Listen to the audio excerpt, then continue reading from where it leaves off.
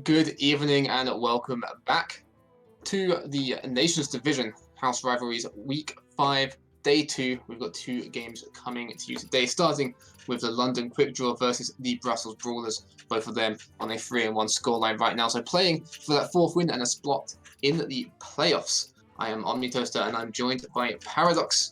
How are you doing today? I'm doing just fine. Just got back in just in time for these matches, so hopefully it'll be very enjoyable.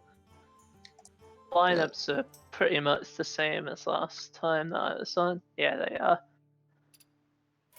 You don't change lists between weeks, so yeah, it should be the same. Lineups. Since I know it's the first time you've worked with me, so maybe it'll be a new take.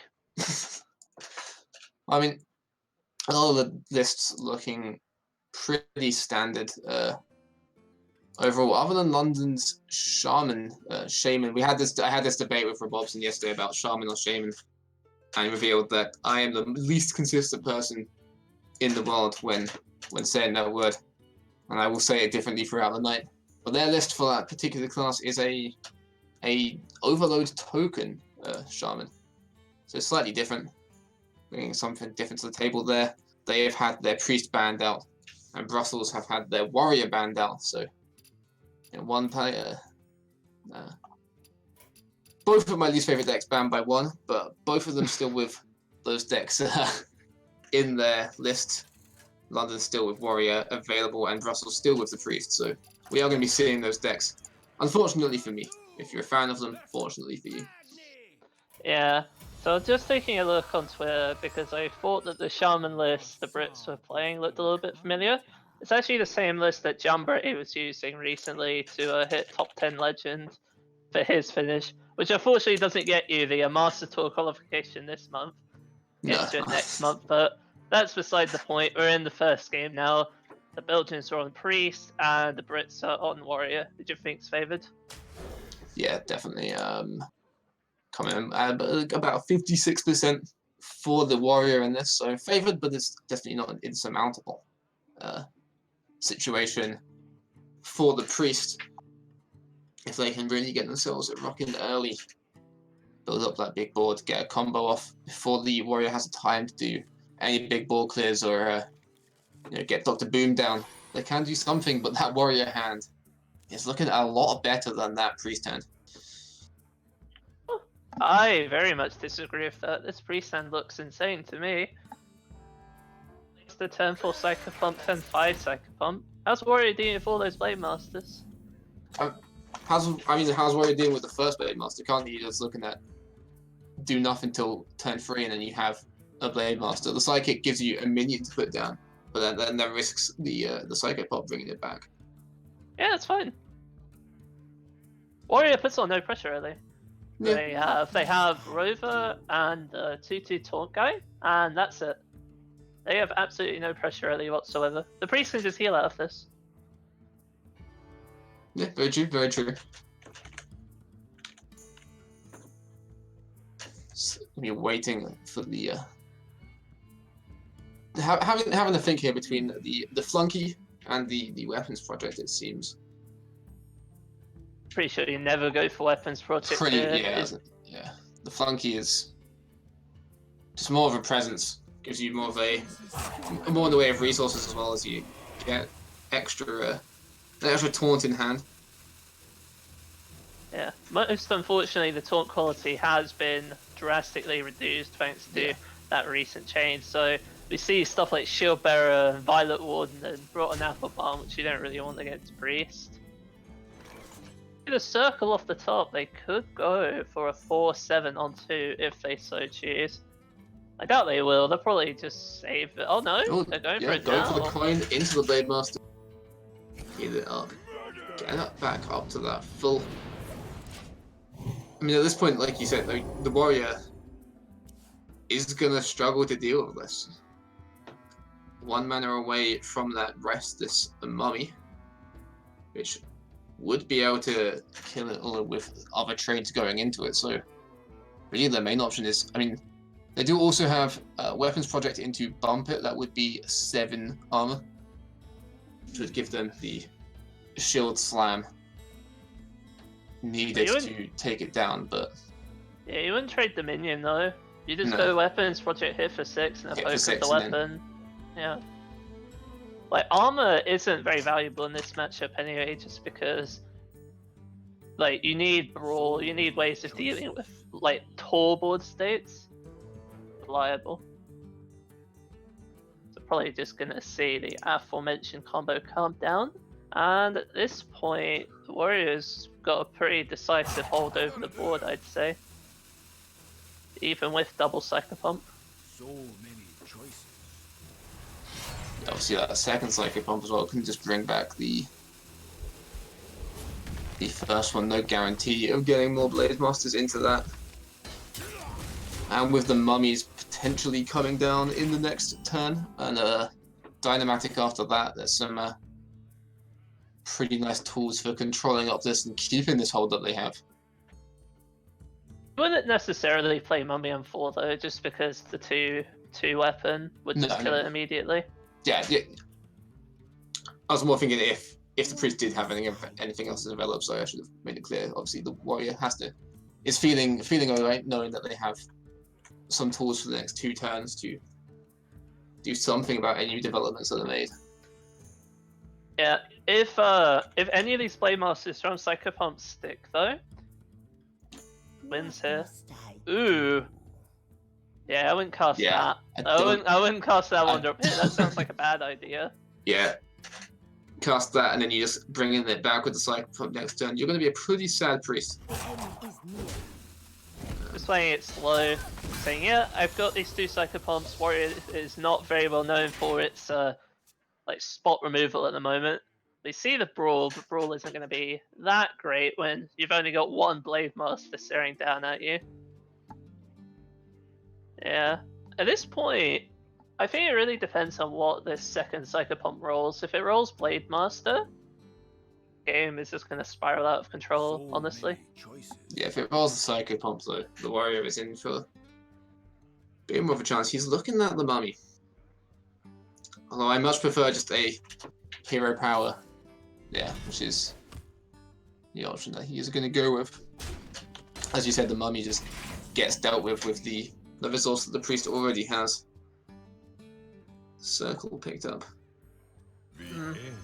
I'm not quite. Yeah, it's cast division, isn't it? I was gonna say I'm not quite. Ooh, I don't like that hit. Ooh, I don't like that hit. I don't think that hit was good. It doesn't change the math. So what the Belgians are trying to go for there is to try to make second Shield Slam not a card. The problem is that they can just trade Rover and armor up and they're back at 6 armor anyway. So that hit didn't do anything. It was just a waste. What that hit could have done later on, I mean. Just a little bit sloppy, in my opinion. Yeah, the same Shield Slam scenario would have still been available. It would have been slightly different to get to that 6 and then Shield and Bump, but would have still just been there. So now I'm just weighing up the options. This is, with the Mummy, possible to entirely remove this board, and then, like we were saying, what this second Psycho Pump brings back is... Really clear the board. Remember? So what this does... I can't count. For some reason in my head he had 1 extra attack. Unfortunately not. Yeah. So what this does do is now it guarantees the Blade Master's coming back. Yeah. Yeah. If you're the Belgians at this point, you're probably fearing Brawl. You don't want to extend any farther onto this board. You don't need to. No. Next turn you have Sidekick, Divine Spirit, and a Fire. Like, you don't need to play it now. Playing it now would just be a waste in my opinion. So yeah, probably just going to hit with the Psycho Pump and then just leave it at that. Still wins the Brawl next turn though. I'm pretty sure the Belgians just win the game, like on the spot. There's just no way of dealing with a, at this point, what would it be? 18-18 Blade Master? Yeah, you can't deal with that. They've got nothing. Helps, but it's so slow. Yeah, you just do nothing here. Yeah, just pass. Let them use the Brawl if they have it, and at that point, you know, Warriors just taking their life into Luck's hands. Yeah, Eyeing up the weapon here, I wouldn't do that either. You want to save that for getting through a potential of a taunt. I think it's a waste now. You can swing that weapon basically whenever you like.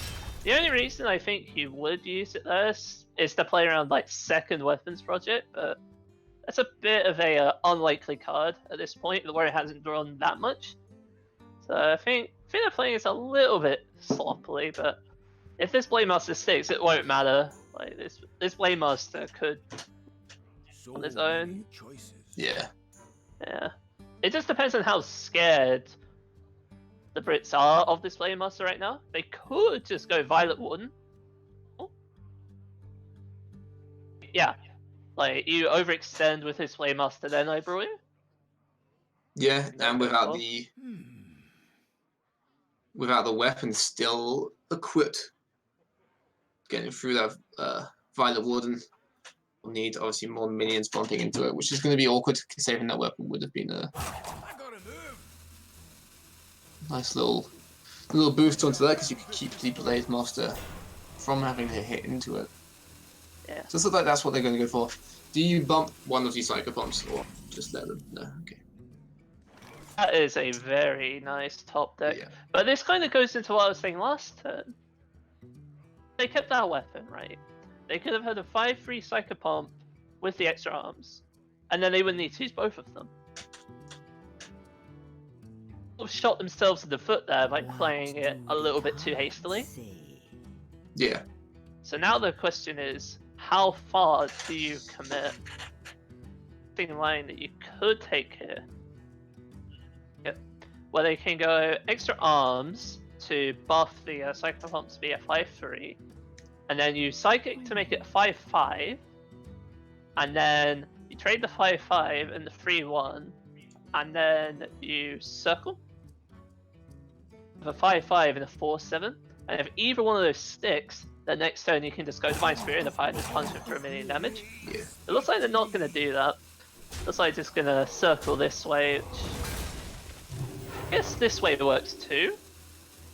Yeah, I mean it's a Too more vulnerable to warp up though, which I'm not a particular fan of. I guess Yeah. that's why the Acolyte's here. Yeah. Yeah, the Acolyte does make it quite scary. It also makes just running this Dynamatic into it even less attractive. I mean, it doesn't do anything really though.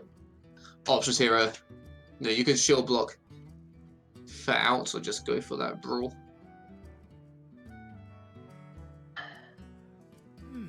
The issue of Brawl is, like, how do I say this? Good outcome from Brawl in this position is when Acolyte wins. If Blade Master wins, then you're getting trucked in for 1,000,000 damage. If the Psycho Pump wins, then you have a Psycho Pump and a Blade Master. They kill the Blade Master, and then you just make the Psycho Pump. You make the Psycho Pump have a million. Like, you can still go more arms, Psychic, Divine Spirit, and a Fire, and it's still 14. Yeah. It's just a horrendous situation. Oh, look at Dillo Jaw doing nothing for them this Very turn, much. so just more armor. Yeah, it's playing the Devastator for tempo. I can appreciate that. Yeah, do believe with the arms, the As- Psychic, so that's 9, 11, double it to 22. They are quite dead. Okay, let's see. 9, 11, 22 plus 5. Yep, you Yeah, are right. very That dead. is lethal. Yeah, Yeah, yeah. there we go. They have just been priested quite significantly. Belton is just running it through, just saying, yeah, is it 22? Is it? Don't want to miscount this, of course, because miscounting this could be disastrous, but figure out in the moment. Yeah, here we go. Let's see, Psychic coming down, then Divine Spirit in a Fire, and then yeah, just more arms and Acolyte. Yeah, it's a little bit more finesse. I like that. Yeah, either way, the damage is there. It's just I adding like the way this is allocated. Yeah, this is fancy. I respect that. But yeah, that will be lethal, and the Belgians will be going a 1 game up against the British. And Priest doing Priest things. What is coming in for the Brits to deal with at this point? That is the question. Well, the thing is as well, I mean, looking at their matchups, they do have this aggro overload shaman, which statistically, looking at it, and obviously it's quite a low sample size because you don't see a whole lot of that deck is favoured, as is the Zoo, because you can just try and aggro them down as long as Priest doesn't do Priest things as we just saw. So there are other two decks. They should be hopeful if they've been doing their research, looking at these numbers, that they should be able to at least get past this Priest hump. But you would have thought that with the Warrior as well. No, I disagree with that. I think the Priest is favoured against Warrior. I also believe that... So this Shaman deck was something that Jamboree made. And I believe not quite enough emphasis has been placed on that. He's done a lot of work with this deck over the season. He claims, and I don't know this for fact, so if Jamboree's watching this, he may slap me, but he said he hit 75% win rate over the season with this against Priest. So in theory, if he's watching this broadcast and he sees the Shaman deck and it's not being played next, he will not be happy. Too, because Zoo historically has not been great against Priest. 74 against Priest. So close enough, 1%. Yeah, I mean, I think I'll die from 1%. You're pretty close. So yeah, if they aren't going for that next, then I mean, and speaking to Rick Bobson about it yesterday, he was discussing that it was a Jamboree's deck, so he's clearly they must have seen that stat and yeah, bringing it out. Going for the. As I say, Jamboree, of course, being one of probably the great innovator in UK Hearthstone. I remember last year he made a fashioned UK Paladin, which is just Murloc Paladin with Dread core sets and stuff. It was crazy. I remember Frozen once said a quote. Jamboree would probably be the best technical player in the game. He doesn't play good decks, which I'm inclined to agree sometimes, but this Shaman deck has a lot of potential, I feel. More than Quest Shaman, at least. Again, in my opinion. Yeah. I do enjoy Quest Shaman quite a lot, but this does look, I mean, the stats are there for this one, certainly over it. The Cleric. Didn't see him last game, but getting it for one.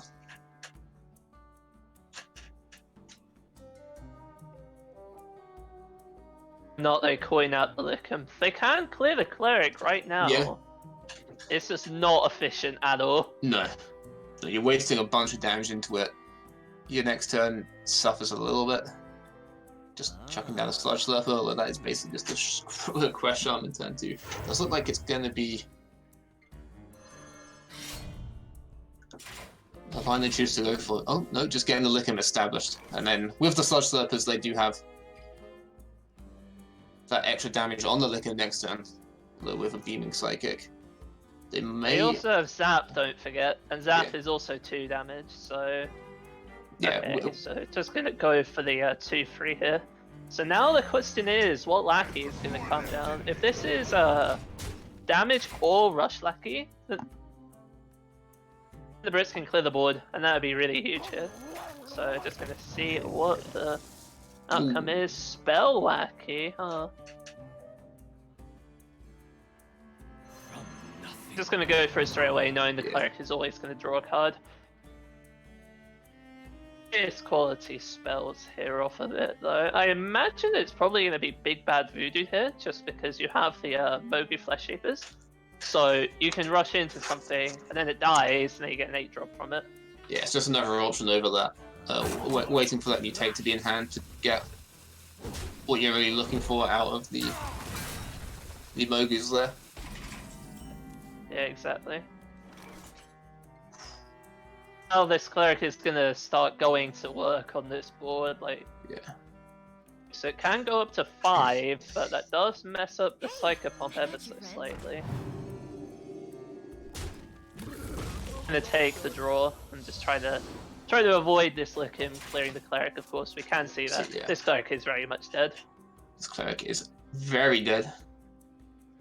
Option to get another Lackey from this second Sludge Slurper. Question is, how overloaded do you truly want to be? You could overload yourself for 2 right now, but doesn't leave you many good options on 4, unfortunately.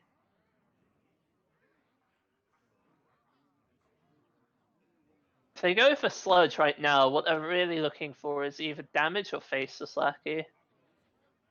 Person isn't nearly as strong. No. Ah. Yeah, the damage lackey obviously saving them just a little bit of overload to get the rush. Does Does the do a same similar job, just you lose a minion for it, so they're weighing You up don't, their I was about to say, now you don't need to use the Zap to clear the Cleric. You can just rush 3-1 and then hit weapon. Like, you don't need to use Zap anymore, which is good. Yeah, I mean you can just rush the 1-1. You don't need to rush the... Starting to go for the Zap anyway, just trying to fully clear the board. I'm not sure I guess- agree with this, but... Making sure the sidekick dies as well does, the sidekick does weaken a potential Psycho Pump going into next turn. You aren't guaranteeing giving them a Cleric or a Intratolva. There is a worse minion in the pool. I don't really mind if it was that 50-50. If Psycho Pump res Cleric, that's just so bad. I don't think you go for it. Like, even if the Psychic was alive, honestly. Especially with Armet in hand, right? And then if Armet dies, then you have like, what's it, like 66% almost to get what you want. And yeah. Like we see here, for example, like Cleric is just, this is not good here. No, Like, it just dies. it's just dead. It's just dead. Hold on. In fact, they can actually play both of the Flesh Shapers here. This is disgustingly good. Oh, that is a, terrifying turn. That is disgusting. Because now they can also use the 2 on, I was about to say the 2 Sparks. Ooh, I don't like using the weapon there, but whatever. They can just use the Sparks now to get rid of the minions on board. Yeah. Leave their 3-4's Cavalry to try and make sure that they can get evolves onto them. Only having the big bad Voodoo as that option. See Light One drawn, which will be a 1-7 with Armet down, but it's just not sticking around. The Armet still dies. Yeah, in fact, The Armet still dies. no, the light one doesn't quite die though. No.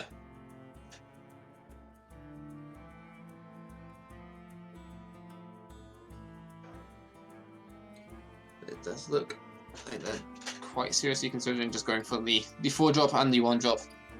I mean, they can see. Do that they the have Armet any dies. other choice? I don't think they have I any don't other think- choice I mean, here. Anything that they put down just dies. The Acolyte, they can chuck it down, it draws them 1. You have the Pyromancer in here, you might as well just wait until you Yeah. can go for the Yeah, Acolyte exactly. Pyro turn. I think the Blade Master at least has the damage to kill the Mogus if you do use them. But you It only need doesn't to feel like that's winning And even you then- very often. And with the big bad Voodoo, that's actually playing into London's hands because they can rush one of them in with the big bad Voodoo on it, Yeah, and then just trade the Sludge weapon. Slurper. The weapon instead. Yeah, You're not worried about your life till you're worried about clearing the board in this matchup, and the 8-drop is Ooh. not great. a 5/6. Yeah, okay, in fairness, that's like 2 mana +2/+2, right? Yeah, Wait, like 2 2 mana mana +2/+2. +2/+2 Divine Shield, for example. That's not bad. yeah. Kill a minion. Right, now the Armet can get healthy at least. You get hit by Divine Spirit, true, but there is still 5, 8, 11. There's still 12 on board at least. The chances of Armet sticking here are very low. Very small. I think you have to go for it anyway. You have no other choice. Hands at this point. There's even. I was gonna say, it's possible that even if they go for the 14, that the Shaman just ignores it and go face. They push 11 at the moment, so they do have a setup going.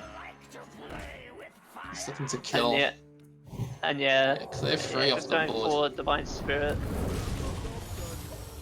Yeah, I'm not a fan of this. They're playing it too defensively. When you play Hearthstone, you have to try to win the game. This is not winning the game.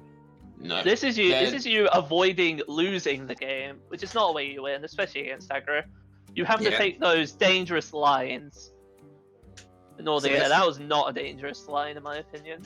It was a very, very passive line to try and eke back onto a board that is just gone. Yeah. Like the Pyro dies just from the 5/5. any minion in hand, like, you just don't get the board back anymore. No. Yeah. Shall we make a storm? What fun that had being here. Yeah. Yeah, unfortunate for London that they didn't really pick up any overload, or that would have been a lot cleaner. But I mean, you still have to be happy with this if you are London.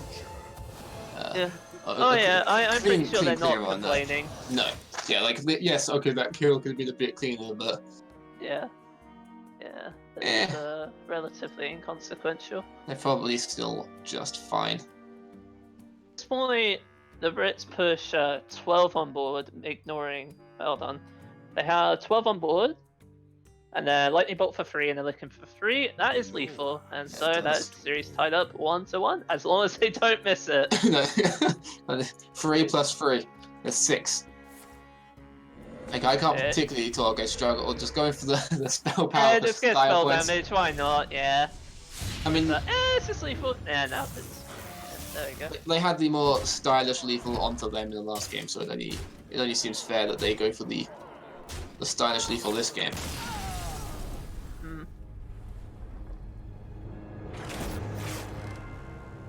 So yeah, all tied up at 1-1.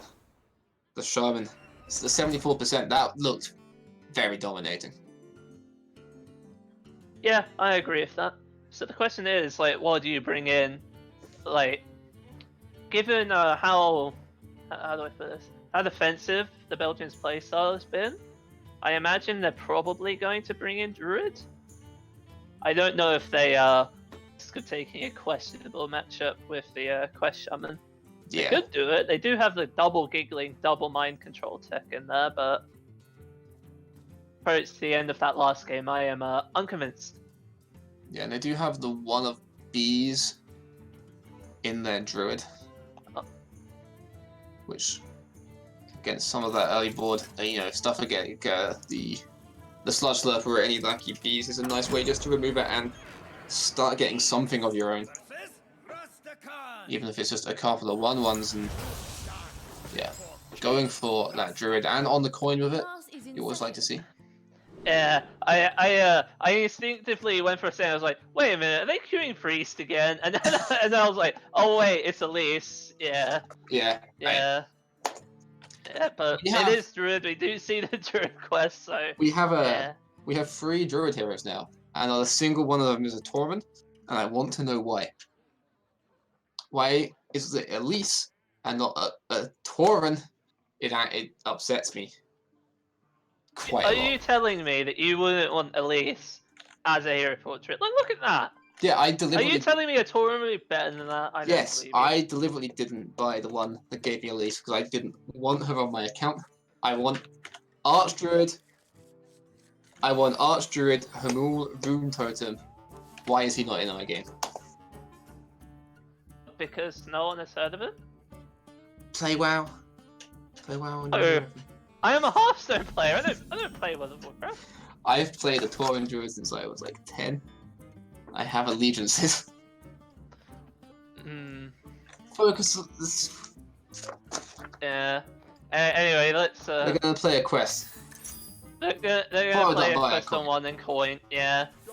As I say, I'm mostly rambling on while production screams because the druid strategy is just, we've all seen it before: quest on 1, coin on 1, pass on 2, pass on 3, pass on 4, waste the Surger on 5, and then they're off to the races. They're not gonna pass on 3 though. They're gonna play a minion on 3. Or are they gonna play a minion this turn?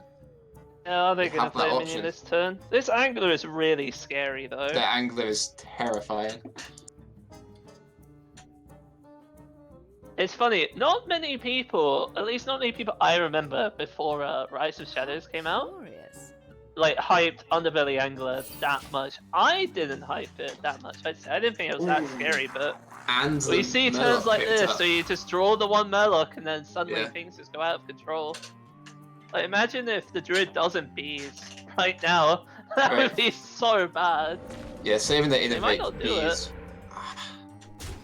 They were clearly looking at potentially innovate Crystal Monster. Oh, never mind. They got their graph. Yeah, that's fine. Right. That's a much easier response. Yeah, and then they have the bees potential next turn. if they have anything scarier that they need to remove, or just the Crystal Merchant. But I think you have to assume this Crystal Merchant will die. Yeah. And Whether this it's is worth kind it of the for them. problem with the Shaman deck that I didn't approach in the last game, is that it doesn't have that many good things on curve. A lot of it's more based on you flooding the board than you actually playing a traditional game. So like, you see now, we have stuff like Sea Giant and Flesh Shaper that rely on a large board state, but when you have all of these overload spells, you're not really getting onto the board that much. This is where do you draw the line between getting the tempo and actually playing the game on curve? Yeah. Playing the Voltaic Burst has just, again, kind of followed that line of, you have a lot of stuff that will, I mean, I guess line up nicely into Bs. They're looking at if they can get the Mogu down, which they can.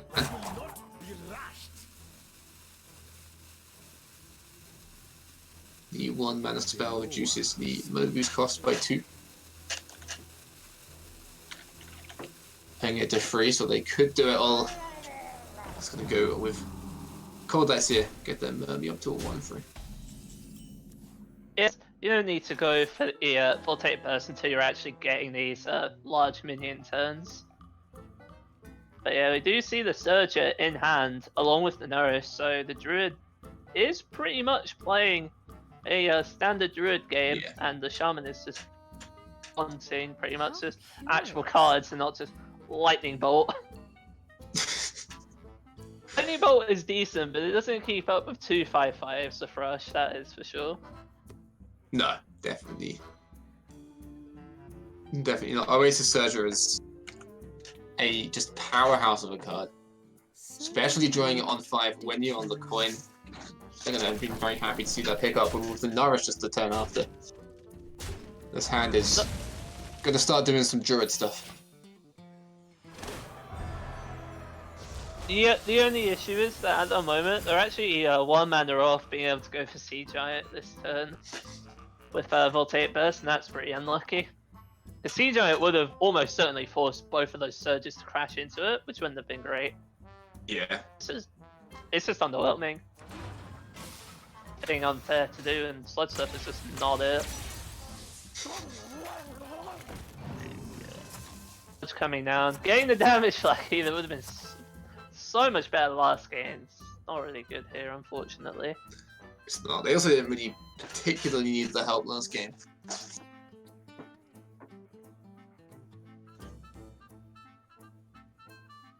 The Voltaic Burst. Still, like, you could.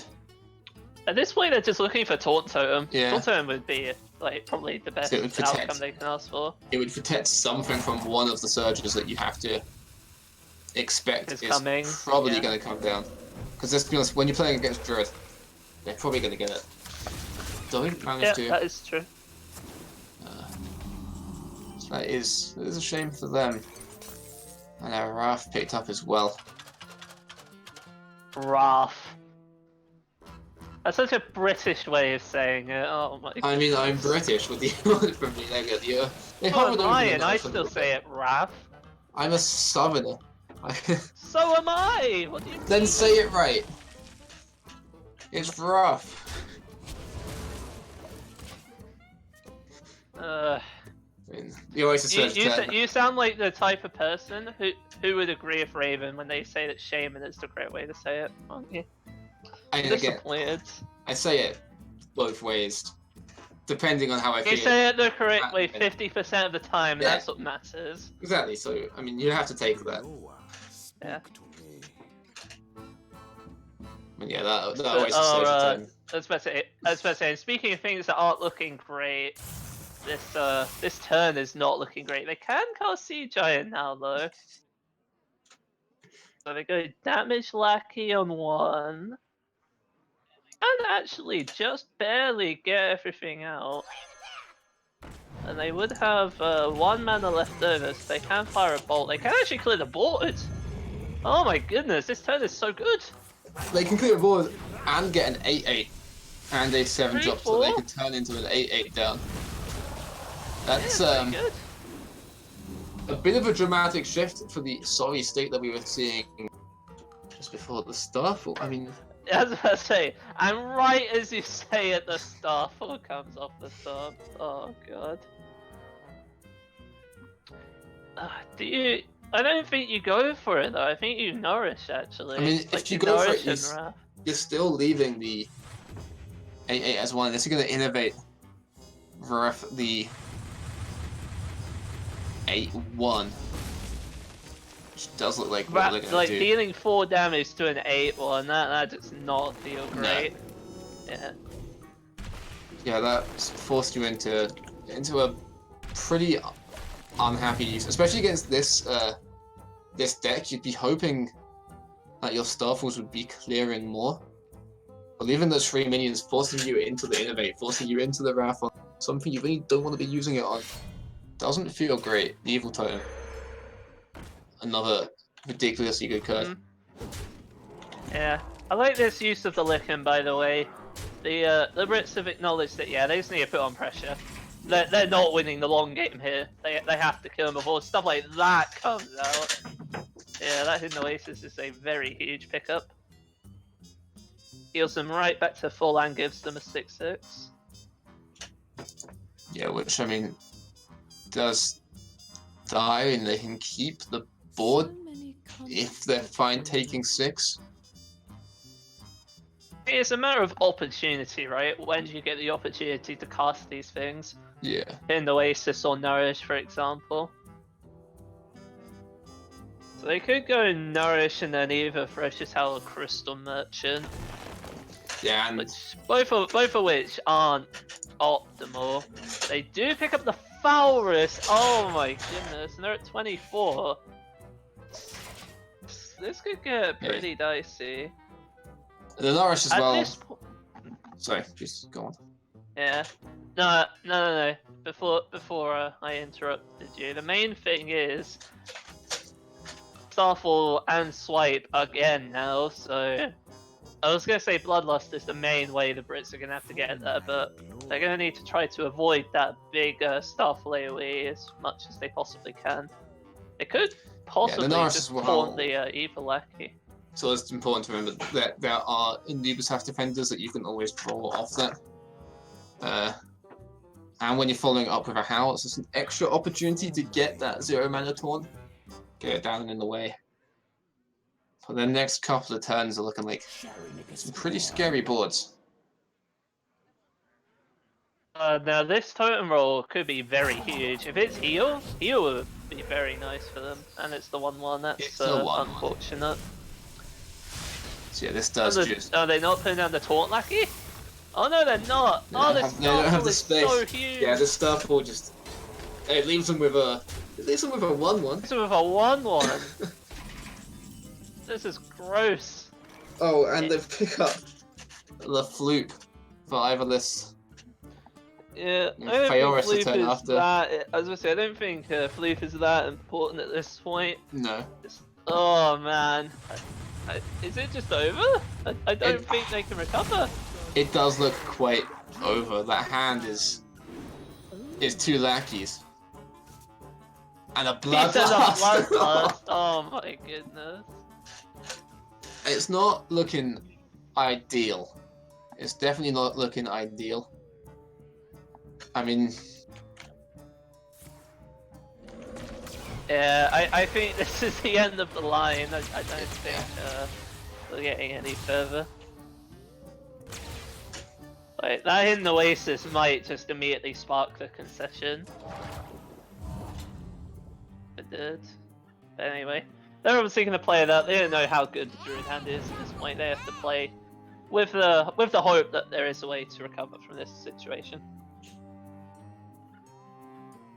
Yeah, I guess the macro line at this point is they just need to start trying to get stuff down so that Bloodlust can eventually do do something. Yeah, it looks like they're eyeing up the taunt on the Mermaid. I'm not sure how I feel about the use of the Rush Lackey there, but yeah, they're just saying, yep, I just need to kill you as quickly as possible. Yeah, this Hidden Oasis swipe is just gonna put an end to Yeah, I all mean- of their dreams. Back up to 21, no board, a 6-6 No cards in hand. opposing them. Yeah.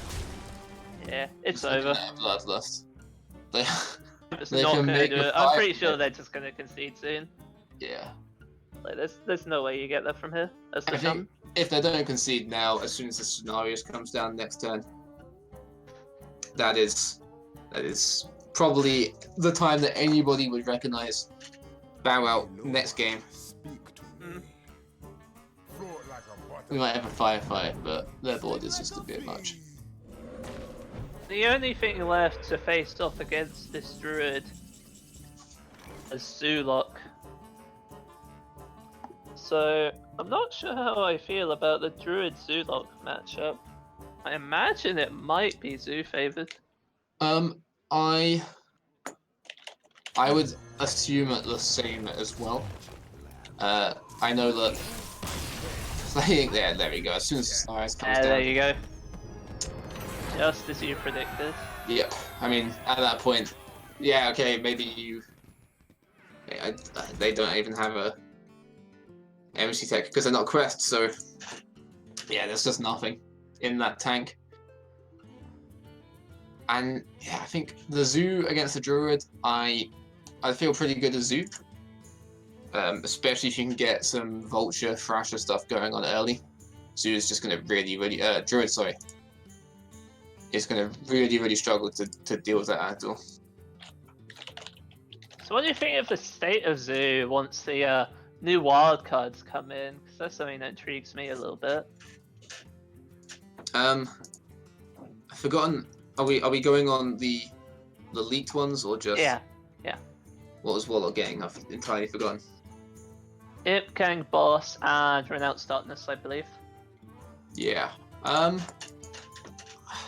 don't know. Do you think either of them, like Zoo at the moment, doesn't have, like in its kind of one drops? I guess it has some room, but a lot of it is like the Thrasher Vulture package is pretty set in stone as something that they want in there. And then the amount of one drops just with the Magic Carpet are pretty important.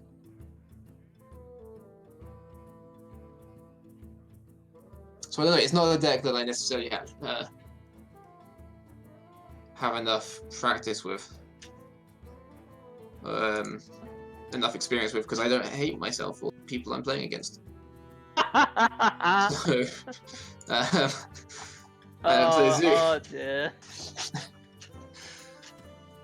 This.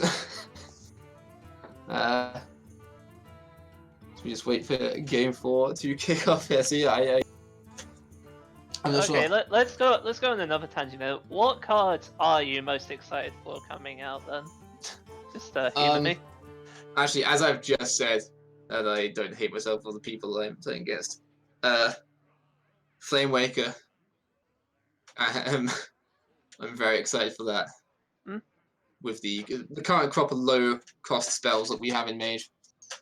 Something to maybe make my beloved Tempo Mage. Yeah. I was gonna say, good funnily again. enough, Tempo Mage was the first deck I ever hit top 10 Legend with. Really? Yeah, I love I was Tempo about to Mage. say, I used the good old Nexus champion Sarad back when he first came out. No, that was enjoyable. But yeah. The Babbling book as well. Yeah, it's the Warlock v Druid. The game just starting. I'm also excited for Kuhn to come back. Just I want to put him in my. But in Put this him in my deck, Druid. 0 mana 7/7 gain 10 armor. That is pretty disgusting. Yeah, that seems like quite a good card. And Nah, it sucks. What are you talking about? yeah, 0 mana 7/7, and then maybe buff it a scenario. It's a Feoris, Yeah, and you get 10 armor as well. That's not important. Yeah, who even health total isn't relevant in Hearthstone. Yeah. Although matters that you go face. And speaking of going face, this hand from the Absolutely. Warlock is definitely doing that. Yeah, We got Flame Imp into Knife Juggler. yeah, and then That's just pretty much what you want against Druid. looking for and the Mecharo as well. On the coin. Yeah, and the Vulture. And the Vulture as well. Yeah, so the question is, do you save that coin for the Well, Vulture on either 3. side really. Like, do you innovate on one? I imagine you would. Yeah. The Wrath is very nice. The Worthy Expedition to maybe find something like a Wrath. Another Juggler. If Juggler. Do you commit with the Coin Juggler on one, knowing that an innovator's been cast? This Knife Juggler and kill it? That means they're like one behind on their quest, and you can just play another one on 2. Yeah. So I imagine you go for it. Because then the next turn you just have 2 free Juggles. Like you're just dealing 4. Mm-hmm.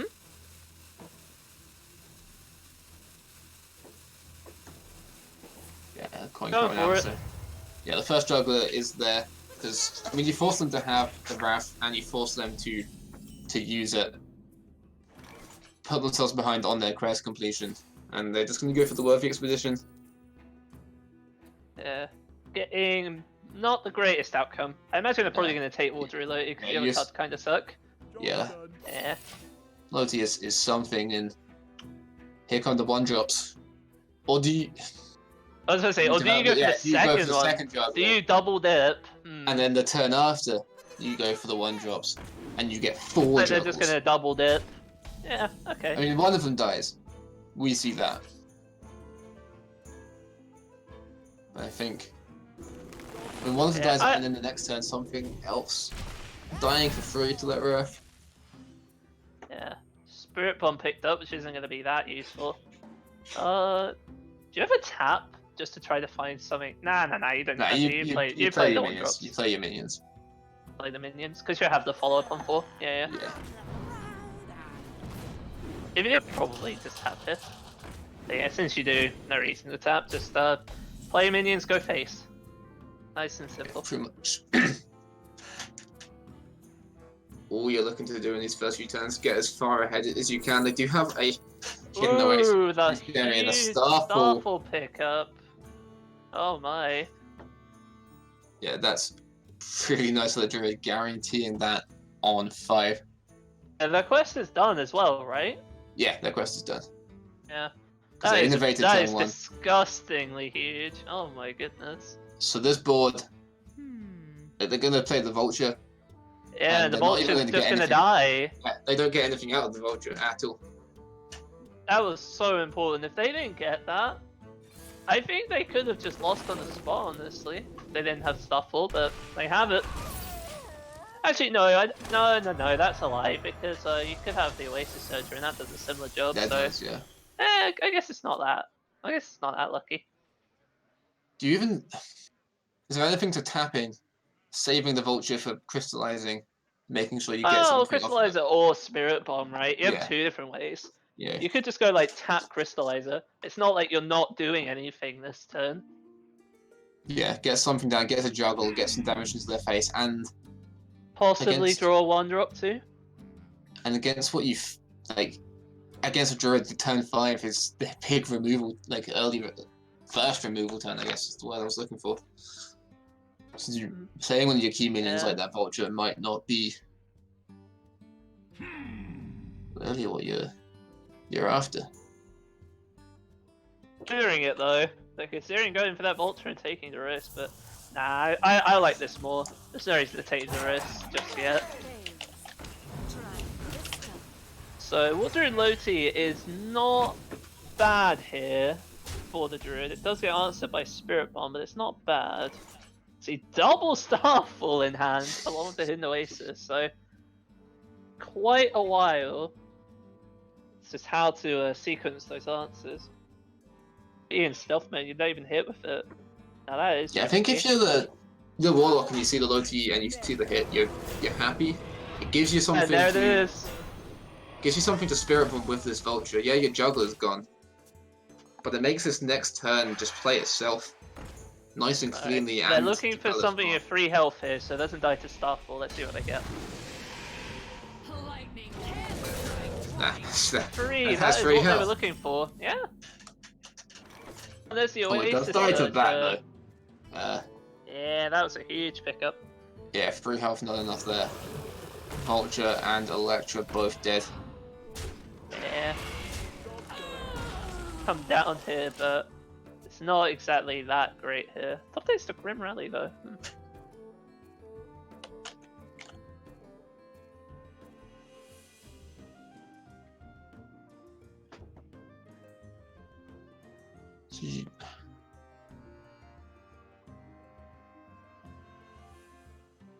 So I mean, you have options for developing a vulture again, but you know it just dies. You don't develop vulture here. No. You want to find a way of dealing with the surges here this turn if possible. So I So think, find like cable route or something that you can just pop with Grim Rally. I mean, yeah, looking at the vulture, they're going with the vulture. That's not good sequence. Oh wait, never mind, it is because you Yeah, get they the free tap- drop. My bad. Yeah. They tapped after, but He was stealth, huh? That doesn't die to Starfall. and now they have something. I mean, the stuff was probably going to come down. Will kill the other two. Doesn't kill that much, and then they No, can I pop mean, it next turn you with just- the evil yeah. genius, and they can start getting lackeys going.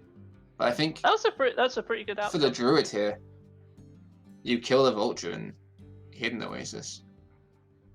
Yeah, I And this think is when so. the druid starts really struggling without, nourish or house or any of their card draw. Yeah, they have 2 Starfalls, but that's not really that threatening a board to be using them. I mean, after this next turn, they probably will be with the recruiter and the genius and the lake. It depends on how far they extend the warlock. I mean, Starfalls though. But yeah, I think this is just like the best turn for Hidden Oasis you're really gonna get for like quite a while. It's just gonna depend on what these lackeys get. With Loti gone, you're also going to try to get your minions to be at 3 health so that they don't die to Starfall or Swipe. Remember though, that was a worthy expedition, Loti. Oh, the Taunt lackey! Oh! No, that's not... Wait, hold on. No, that is... Oh, I'm just trying to see how this works out in my head. It does. You have a way of clearing 6 and developing a decently large board. It just requires you to not go for the evil recruiter this turn. So I don't think you're that upset about, honestly. No, I mean, yeah, you can just keep that. You still have lackey generation in hand. They are going to go for a look. And then Grim Rally. Okay. Yeah. Yeah, I guess this works out. It was 1 minion, which sucks. So Starfall Bees does clear, but then the druid's hand is whole of nothing. Although so is the warlocks currently, really. you do get to retain 2 1/1 bees on the board as well, which does matter. This is because it means that now you can cast Sea Giant.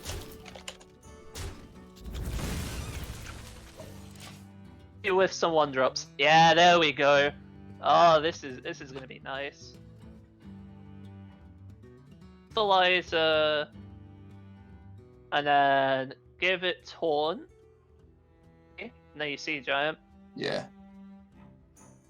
And Sea Giant's pretty unanswerable. Yeah. Shuffle and trade. What would be in the way?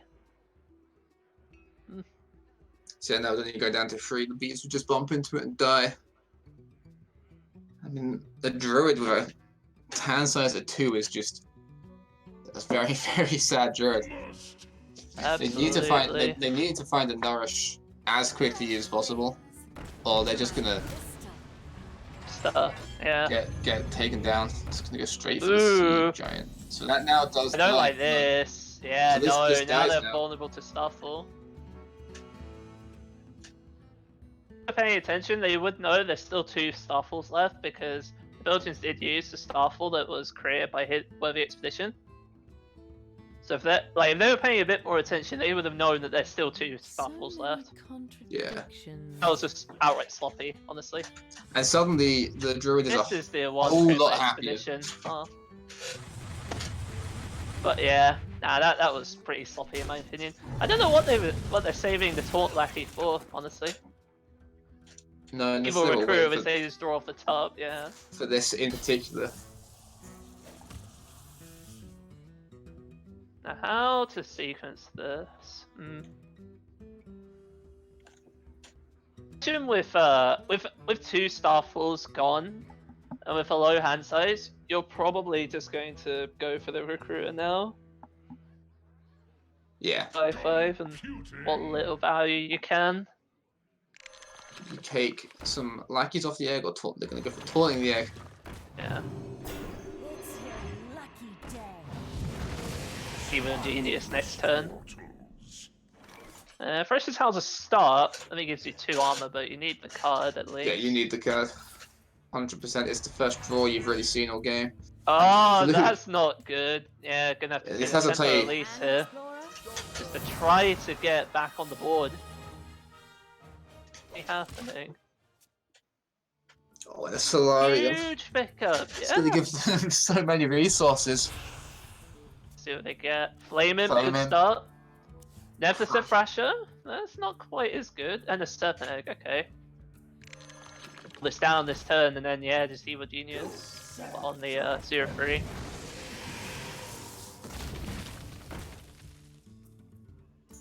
You could go Thrasher and then Rush Lackey to clear Elise. Into the Elise.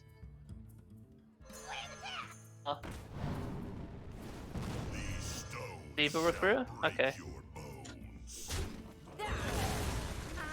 So yeah, if Grim Rally turns up at all, then it's just over. Yeah, I mean... Ordering Loti with Loti. Swipe is pretty good here, actually. Yeah, can kill one of the It 5 does clear healths. most of the board. Yeah, so you can kill the Demon, the Imp, the Recruiter, and the Lackey, just leaving the Thrasher, Snake, and Egg. So many contradictions. Yeah. And you can just leave that Loti in Stealth. Yeah, you don't trade here because you can't clear the egg. Well, no, that's a lie. Actually, there is benefit to it. You get 4/6 taunt. Yeah, I guess that's the benefit to trading there. Yeah, that's what I was thinking about. Is do you prefer to have that spell damage for drawing anything else, or do you just want the taunt in the way of the Thrasher or both snakes? Because obviously trading into this egg isn't going to damage it at all. Just going to leave it in stealth. So they are pushing 7 at the moment, but 7 against 27 is not ideal. No, and your life total is it's starting to get pretty low. Yeah, whenever Nemesis hits, you take 4 damage, I believe. It's either 3 or 4 damage. I think it's actually it might be 3 damage. I want to say 3 damage. It's 3 damage. I mean, that's still a quarter of their life total every time it hits. Yeah. Like at this point, that thing might just never be able to attack. And at this point, if you're going to be losing life total, it just feels a lot like the tap is the way that you're going to be doing it. You're so low on resources.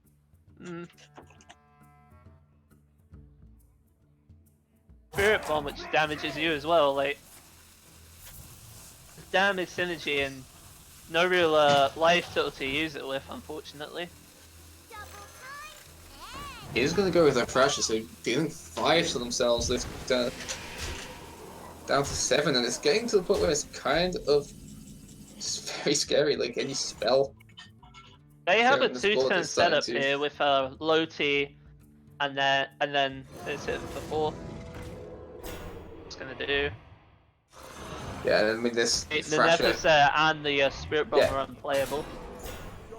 Yeah, like this Thrasher just can't attack anymore because you die.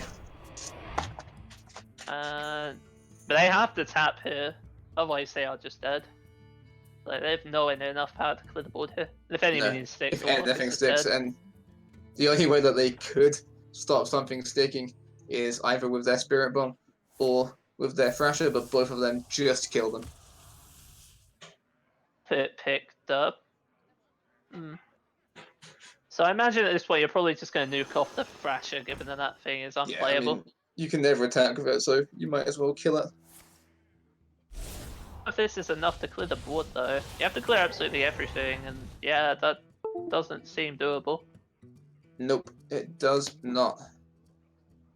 You got the one of the 4s into the Loti on the left. Yeah, the Yeah. Anubis always survives. Spirit Bomb just to clear the board. Also the and just Spirit kill Bomb. themselves. Yeah. And that'll be it. Brussels with the Druid finds 2 in a row, taking the game, taking the match, and taking themselves to a 4-1 scoreline, putting them into that playoff spot that this game was for. London, unfortunately, not finding the win there.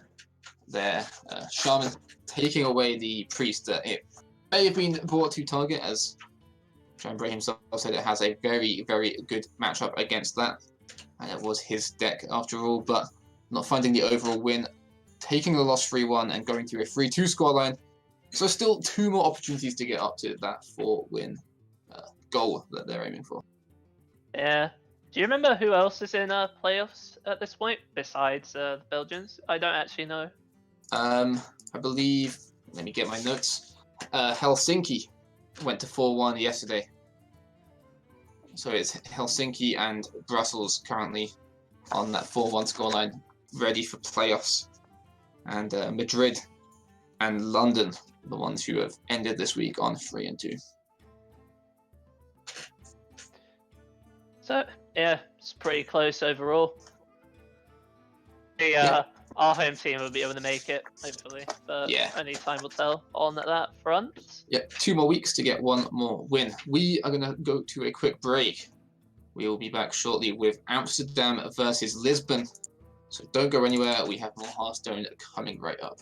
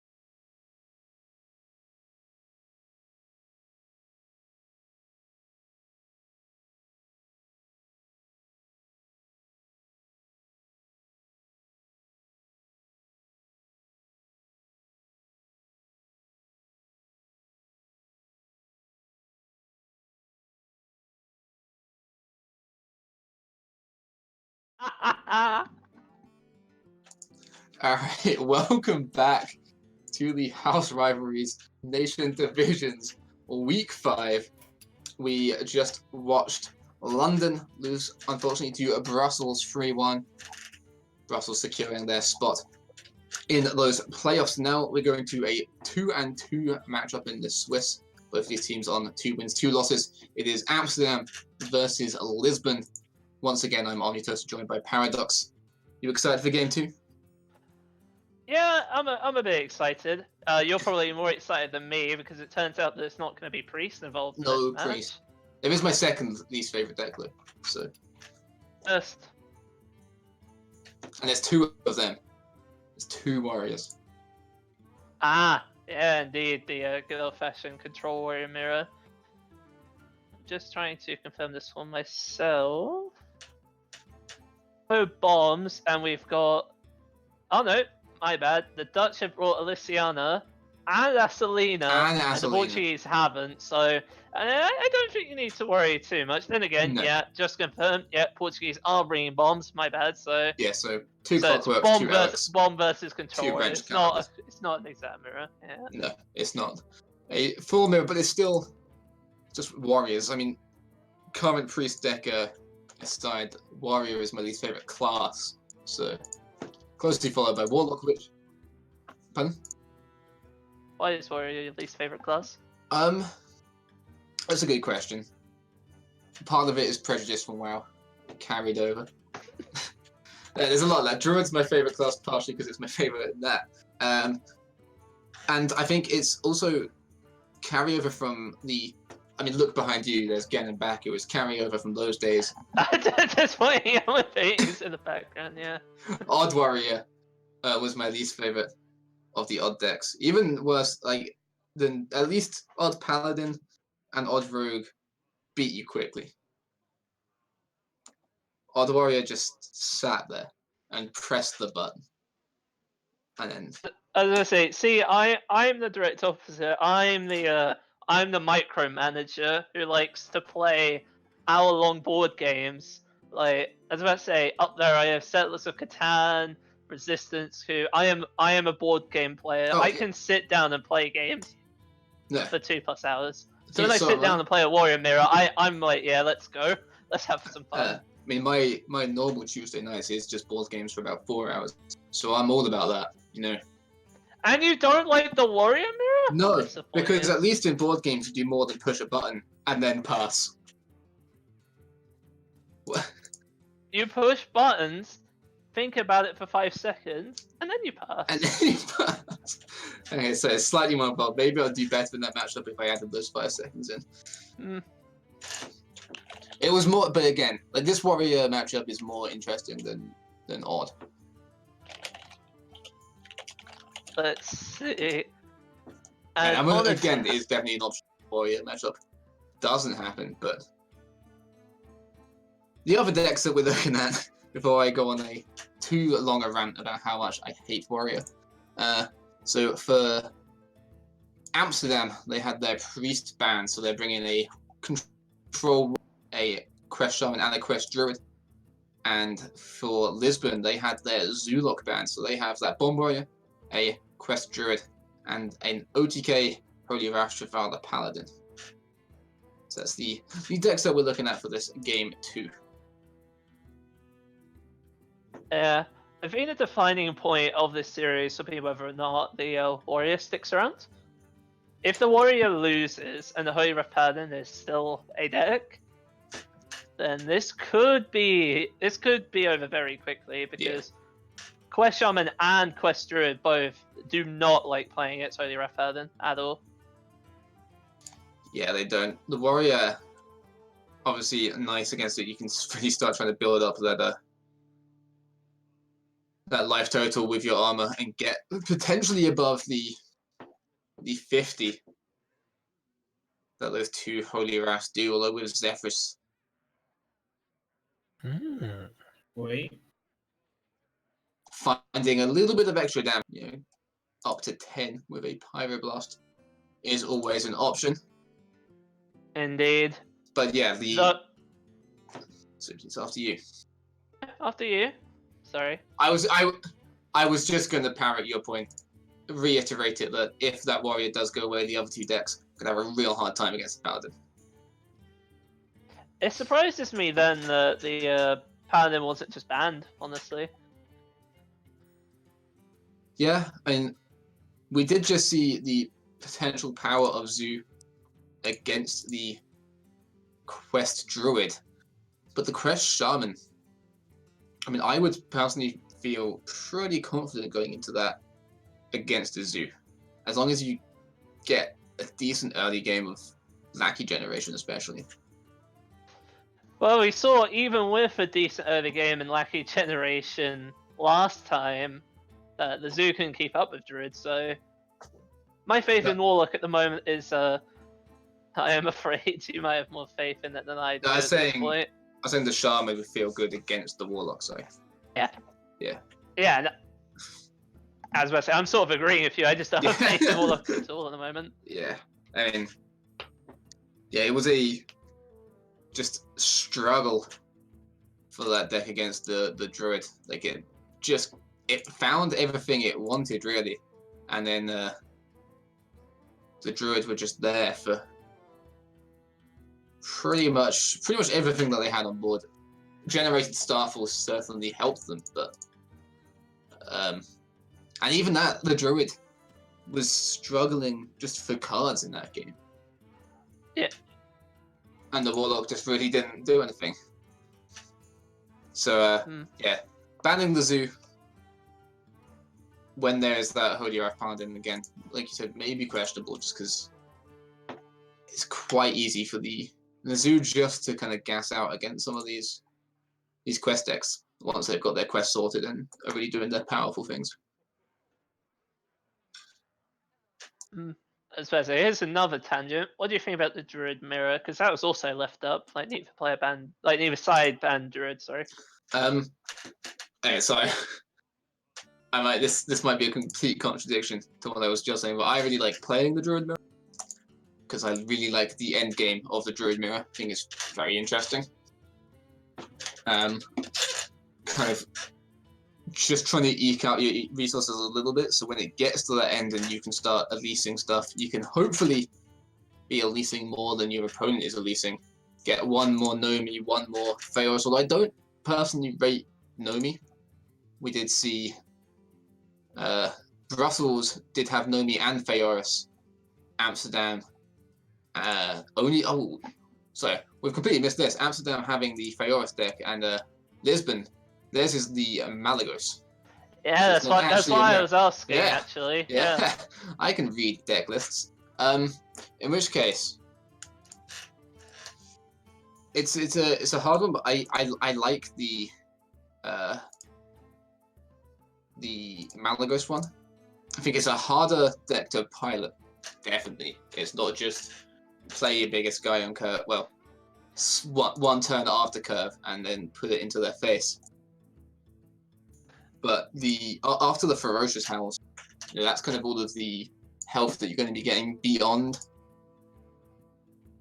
your natural 30 health, and some swipes and Moonfires, if they're duplicated, can quite easily get through all of that. The Florist as well onto the Goose with a duplicated Goose, or even just the Fluked Goose coming down with a swipe and a bunch of Moonfires.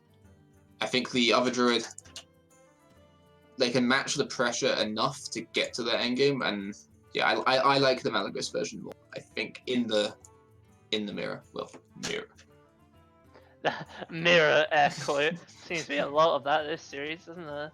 Yeah. But yeah, just does depend on how, like, if the Druid can survive the pressure. It's sort of the same thing with a Paladin, really, because Shaman can sometimes eke out that win just through like repeated amounts of burst damage, just high amounts of pressure. But it's definitely not favourable. I'd say Quest Shaman is definitely the weaker of the decks in the lineup for the Dutch. It's probably going to be like a pretty easy win, I think, at some point, especially with the Warlock out of contention. Yeah, definitely. I think with the amount of card draw you're looking at it as well, the Bomb Warrior into it. If the Bomb Warrior does get a nice, Elic, Goblin, Wrench caliber in its early hands, early turns, could just be destructive towards that Growth Shaman. But Indeed. I don't actually know that matchup particularly well. I played quite a lot of Growth Shaman because I find it quite fun, but I've obviously not faced a whole lot of Bomb Warriors recently. So let's go have a look at what that matchup looks like, just in terms of raw stats. About 50-50. HS replay stats. The old HS replay. But Bomb Warrior, very underrepresented, obviously, because no one's really playing it anymore. So hard to get a accurate reading of stats on that. So only a sample size of about 400 games. So take that with a huge pile of salt. All right. Just had to ask production a quick question, so don't mind me. I mean, we're still waiting for the two pilots to decide what deck they are going to play first, which is of course a pretty relevant part of last year's standing. The most relevant part, in my opinion, of course, being making sure you can win an unfavorable matchup if you are keyed into it, of course. Shaman could cause an upset, like if the Shaman is able to beat the Paladin, for example, that would be really huge. Yeah, that would be massive. Like, if they can just get that Paladin out of the pool. And again, that's something maybe they just want to consider going with the Warrior first. That if they do open with the Paladin thinking that they're going to have a couple of favorables with it, the Warrior could target it. But obviously, if they do then lose that Warrior to another deck, it gets quite a lot harder. Indeed.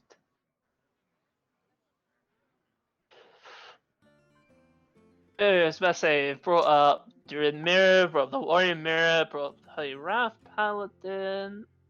I'm not overly sure what else there is to discuss, really.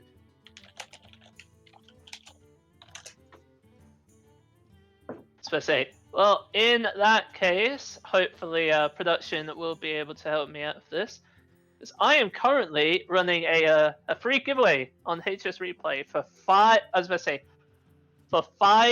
free HS Replay premium subs for the month of October.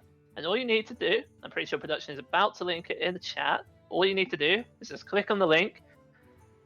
Twitter, Twitter, follow HS Replay on Twitter, and then just retweet the post. And then you might be able to get a free month of premium. And then instead of relying on my my co-cast to the right here for your stats, you just get them yourself for free. Do you Pretty good, isn't it? want to not have to think about your mulligans? Go on to this giveaway.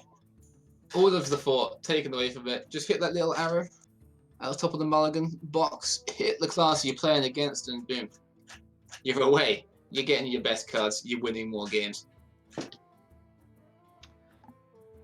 Exactly. I mean, I quite like HS Replay. Obviously, it helps as a caster because you can get stats on matchups and such.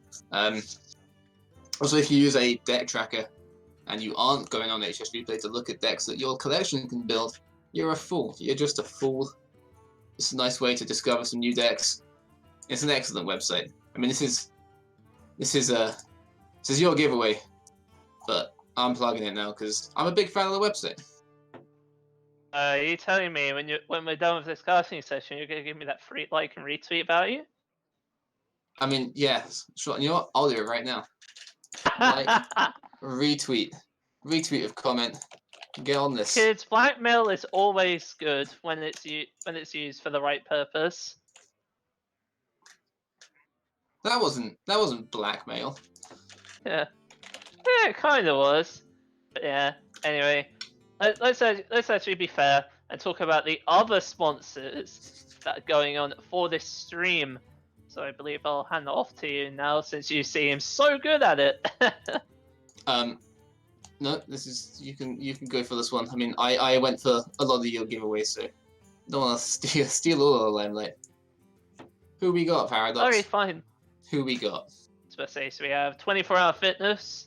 I was about to say, I'm going to have to remember exactly what production put in as part of, as part of their deal with that. We got good old GameStop, we can see up there, and Matcherino, which is definitely one of the biggest sponsors for this, where you're able to get a free value.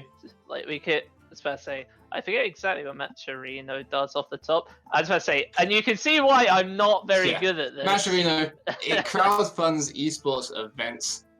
It helps people donate to the prize pool, which like places like this tournament and like various ones in other games like the Monkey Bubble Euro Cup that both Bemi and I have done. You can donate both to the channel and some of it will go to prize pool of tournaments, 24-hour 24-hour fitness. They have a fitness plan, studio classes, pools, equipment. Just an excellent place where you can go at 2 in the morning when you're not sleeping. You've just got off losing some of that legend rank.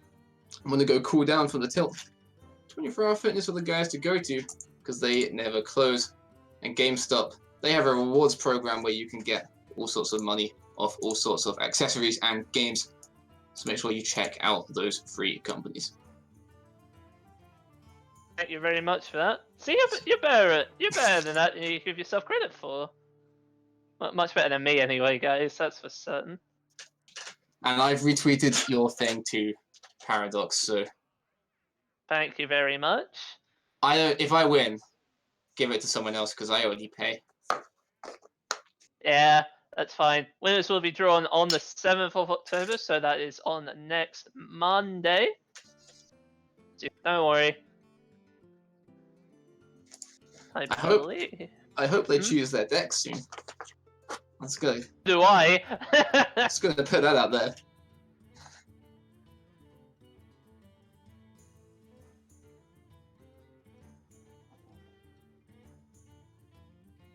Okay, so Lovely, Lisbon are getting a sub in for one of their people there, so their actual pilot account.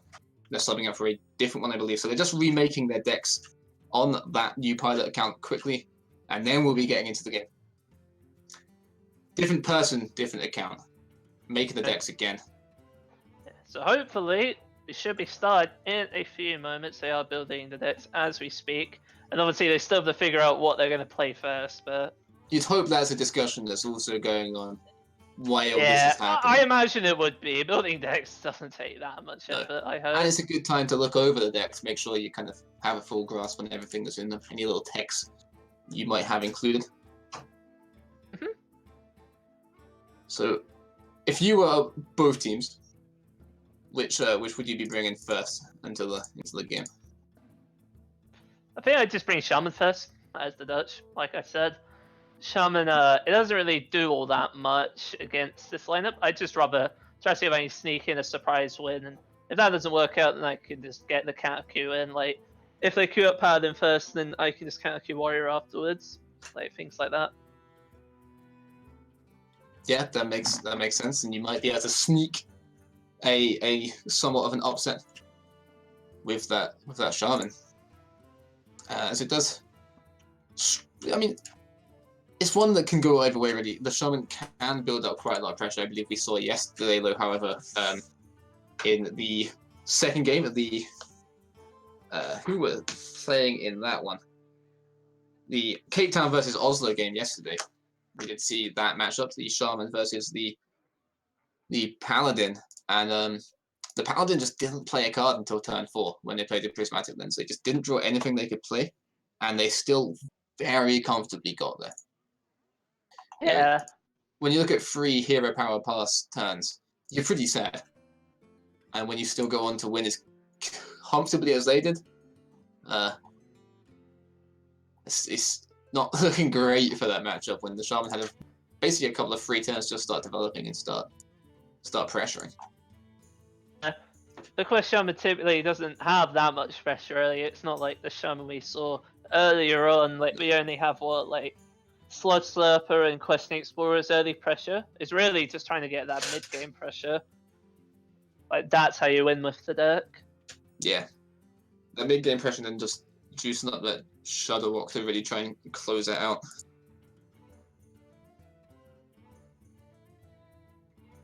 But yeah, hopefully, like we said, we'll get into the game of Hearthstone soon.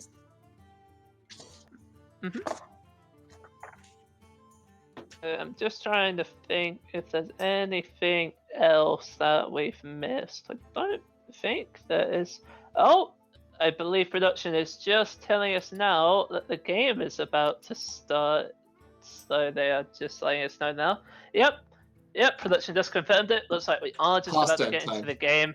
Managed to waffle on for just barely long enough. But you so can stop looking at our thank you all for faces. bearing with us. Look at some cards instead. Much more entertaining for everybody, I'm sure. That's up for debate, but it's the thought that counts. Right? No, at the end of the day, they are here to see the cards and not to see our faces. So, I think most people in the chat will at least be happy with this. If we do get into it, do we have a word on what decks they're choosing first? Or are we just going to wait and see? Mr. Production. I was about to say, I believe production is going to let us know in a moment, or they're just going to throw us to the game while the other room will find out that way. I was about to say, yeah, it looks like just going to throw us into the game. We'll have to work it out from there. Yeah, Just hope there's a no little release bit and we get evil that confused. way, but I mean, I would have hoped I'm just hoping it's Warrior Mirror up first, just to see utter despair. Well, alright. It's not control view control, so at least there's that. However, I mean, Dr. Boom exists in both decks, so we'll see what happens. The Elysiana is obviously pretty nice against the Bomb Warrior. You can get rid of some of those bombs in your deck, although in the control deck, you don't necessarily want to be using it before you start getting into fatigue. So while it does have that possible side effect, who knows if we'll actually see it come into fruition. And this is all if we do get that Warrior v Warrior matchup that you want just out of pure sadistic glee. Yeah. Indeed.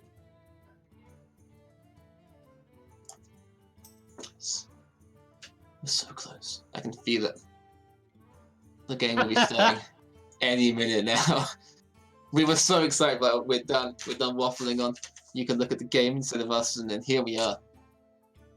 I can't help but notice. But it's us.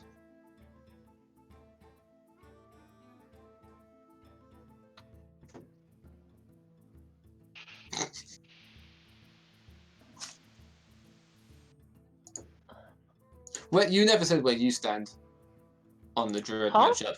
You never said where you stand on the Druid matchup of Feoris against. Oh, I Malagos. didn't I? You didn't. Hmm. You just made me talk about it. Make a fool of myself. I didn't make that much of a fool of yourself. It's fine. I'm not really sure where I stand, honestly. I think I'd just call it a 50-50 matchup, quite frankly. But I don't, as I say, I don't know how much difference Power of the Wild makes in the Druid deck, but I think it's a 50-50. So, I could be wrong. I think with a lot of the Druid matchups, no matter kind of where you put that win condition, it comes down to who's getting those surges and those nourishes. If one deck gets them and one deck doesn't, then it doesn't particularly matter what you're trying to do at the end of the game. You're just going to get there and do it first.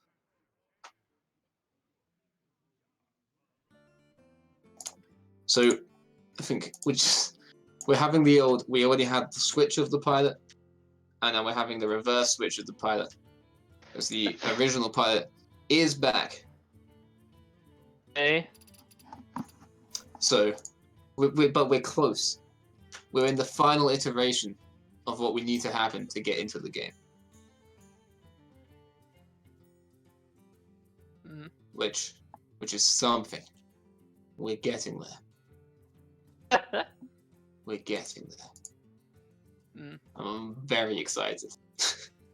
because I want to see some Hearthstone. Yeah, nah, so do I. Don't worry. I'm just looking as well at the deck responsible. Where are you on High Priest Fekal in the Paladin? I think it's fine. It's good in the mirror because in the mirror, like you get all the armor, and then that puts you Yeah, potentially out of range of one Holy Wrath. So it sort of like forces your opponent to be a little bit more creative. But nah, I don't think it's that impactful overall. 3 mana 3/4, I guess. That's not too bad. no, yeah, I think it is definitely most impactful in the mirror because you can't use another Holy Wrath just for drawable spot removal. But I think outside the mirror, against any of these decks that it's going to be going up against, it really is mostly just a 3 mana 3/4. Also, the Warrior. Another important point. As we get into a game, which, like you said, we've got the Shaman against Yeah, there the it Paladin. is. Yeah, just to finish that point quickly, the Warrior has a 1-of Spellwood Jeweler to try and maybe slow down potential Paladin. Or a Malagos Druid, in fact. Both of them don't want to see that Jeweler come down, so something a little bit interesting But there to it's note in a later game. It's definitely not as good against a Shaman. And I noticed you said Shaman a second ago. With this pronunciation techniques on this stream. But point mulligans are complete, and the Shaman at this point has a really, really good hand. Like you see, they got the double surfer, 4 on the quest like right away by like turn 4. Yes, the quest Shaman, as I believe it is pronounced, is looking for yes. The giggling is going to be sitting here for a little bit, but other than that, you're pretty happy with that hand. Yeah. Like I said, they're probably going to complete the quest by turn 5. Pretty much no problem. Main issue with the hand of the Portuguese right now is they are lacking that Christology, which is something they very much would have liked to see to get their card draw like underway. And then your minions you pick up also draw you cards. And obviously, the more you draw, the closer you are to your combo, the closer you are to winning the game. They will most likely be happy to see their Fekal, however, because obviously the earlier you play that, the more you're actually going to get out of it. That is true, though I'm pretty sure, they're just happy having a 3/4 and 3. Though, it comes to the Faceless Lackey. If this gets a taunt, it could be huge.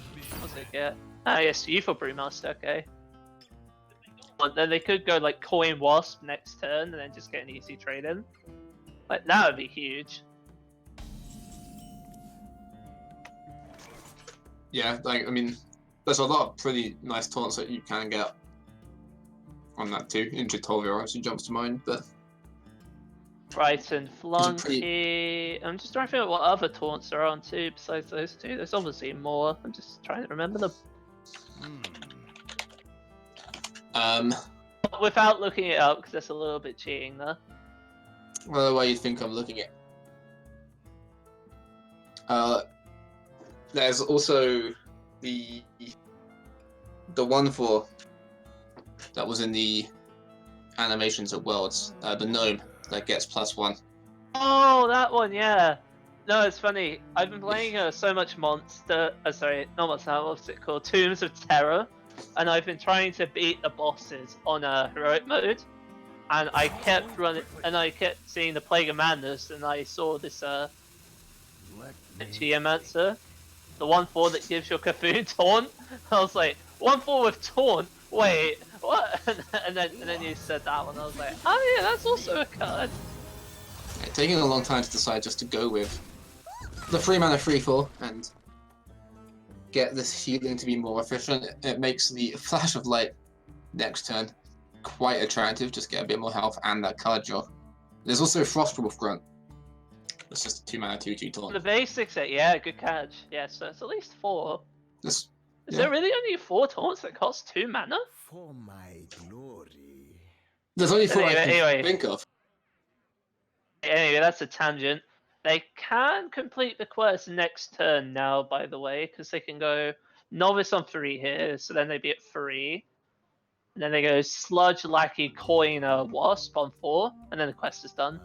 So that's pretty huge to do it in that sequence.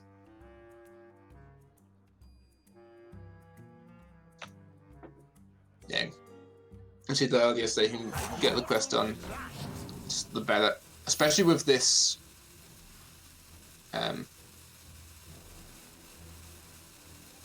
Giggling Inventor is the card in hand. Because it's something that you want to make sure. I mean, not finishing it by 9, pretty much unheard of. But what do you think about that trade? No, I don't like that trade I don't particularly much, see honestly. the point necessarily. Consecration or Pyromancer, I guess. Both of which Yeah. are cards in the Portuguese hand, to be fair. Yeah, I mean the Consecration Flashlight is an option here. Could even flash. No, that would still kill the Fakal. So to clear, you would need to also lose your minion. Stuck with a 1 health Pyro. Let me think. It's not terrible, but it does open you up to Sandstorm Elemental, a damage or a Need to brush clear the lackey. board this turn. Like, do you even need to clear the board this turn? I don't think. I you don't need think to. so. I think you have the Yeah. Flash and you have the Novice, and that's good enough. Get 2 more Yeah. cards. Yeah, I agree with that. And it looks like the Portuguese do as well. Just Yep. take the cards. Yeah, and just Gonna get the trade cycle going. into the And Brewmaster here as well. Oh no, gonna trade into the Take Novice the player value around trade. Bog Slosher. That makes sense. yeah, just keep your Fakal up there for 1 more turn. You have. I mean, next turn does get a little less exciting in terms of just your mana efficiency. We do have the True Silver, which can efficiently take care of the Brewmaster, if just depending on the trades he takes. It was the Witchy Lacula could opt to just take the value trade and turn that into a 3 instead of a 2. The trade into Fakal and turn the Sludge into a 2-drop. But yeah, that doesn't feel as great when you're just going for Wasp anyway. To a 3. Gets the Omega Medic, which is probably the best stat you could reasonably ask for on the 3-drop.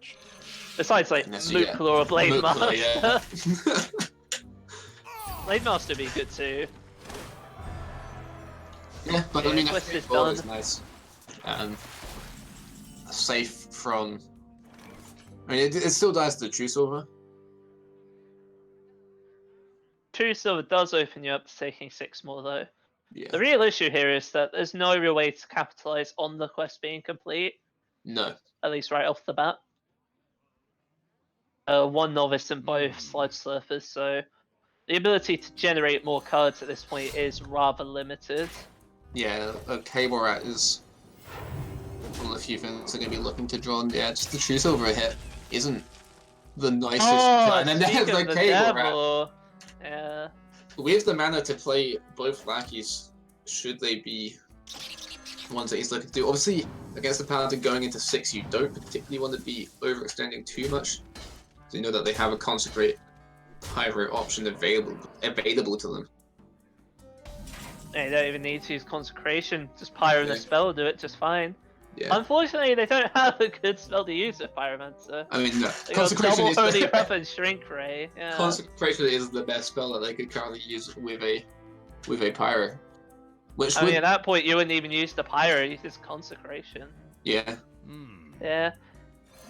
And as we're saying, wait. Okay, just gonna use the Consecration now just to take 3 less damage, I Yeah. suppose. Like, not Does also swing the kill the sword. Wasp, and it gives you something on board. So they just haven't found any draw in a couple of turns, which they, aren't going to be feeling But, great well, about. all game, really. Like, they had the 2 Novice Engineers at the start and the Yeah. Flash, and that was it.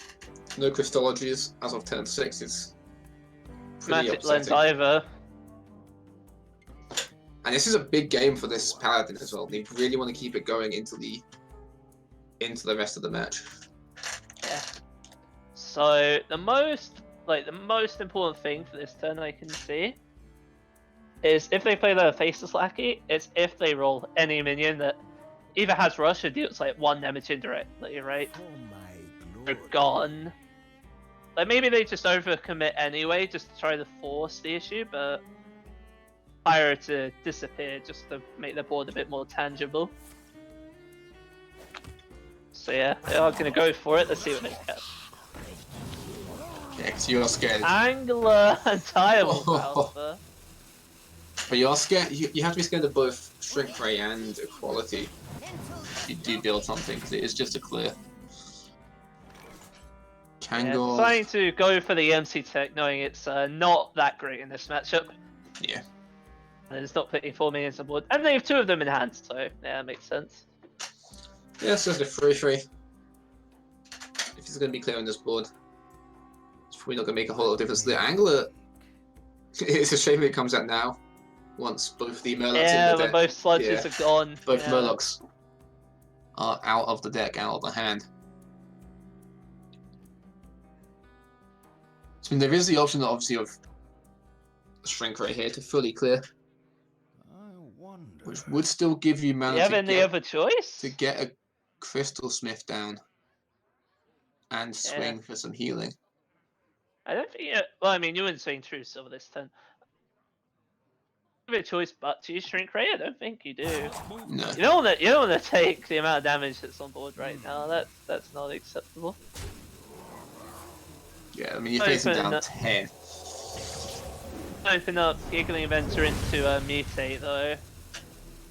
He's have no answer to it.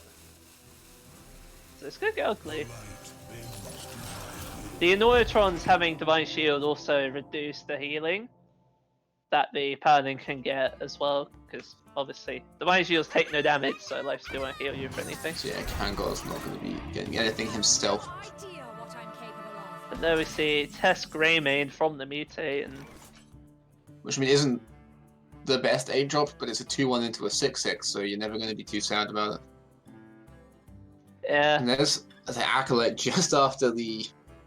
Pyromancer was gone. I mean, Pyromancer they has never, they never had the opportunity to go with the Acolyte Pyro stuff anyway. All this stuff costed too much mana. Yeah, without any Crystologies or Prismatic Lensed spells, you're going to struggle to find a way for At that. this point, I was going to say, at this point, they've also drawn so many minions with 1 attack.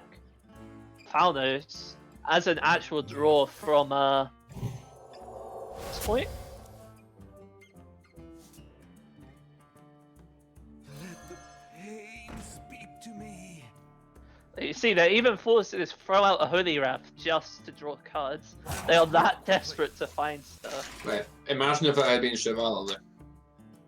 Would have been amazing. It wasn't. It wasn't, but it's a card draw that could have been the best lethal we've seen today. Yeah, they weren't expecting it to be lethal though. No. So, yeah, I don't think we can either. But with the Flasher Light, it is drawing a bit more draw. It is indeed. The Kangor won't survive almost certainly to get to be that 8 heal.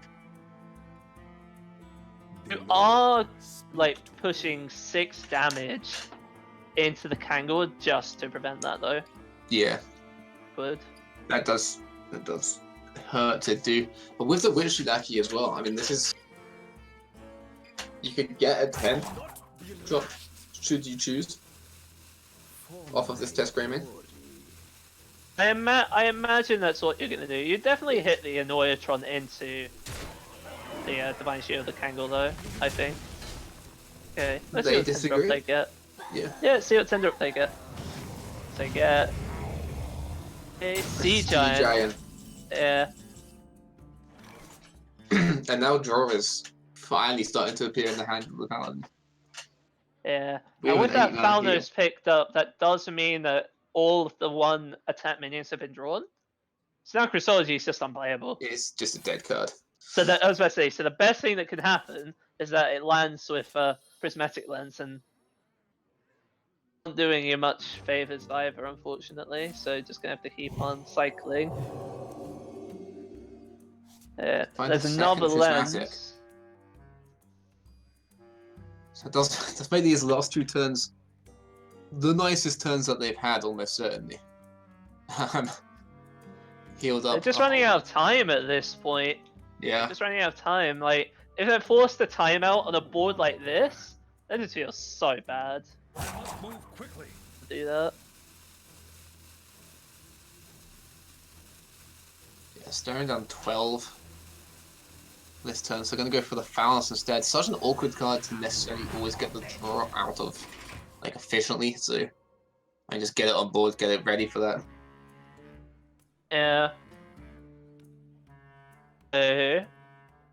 I imagine this might just be. Hold on, they have 1, 2, 3, 4, 5, 6, 7. Be just a barista, like before using the hero power, because you don't want to fill your hand with Yeah. garbage. Maybe you do actually.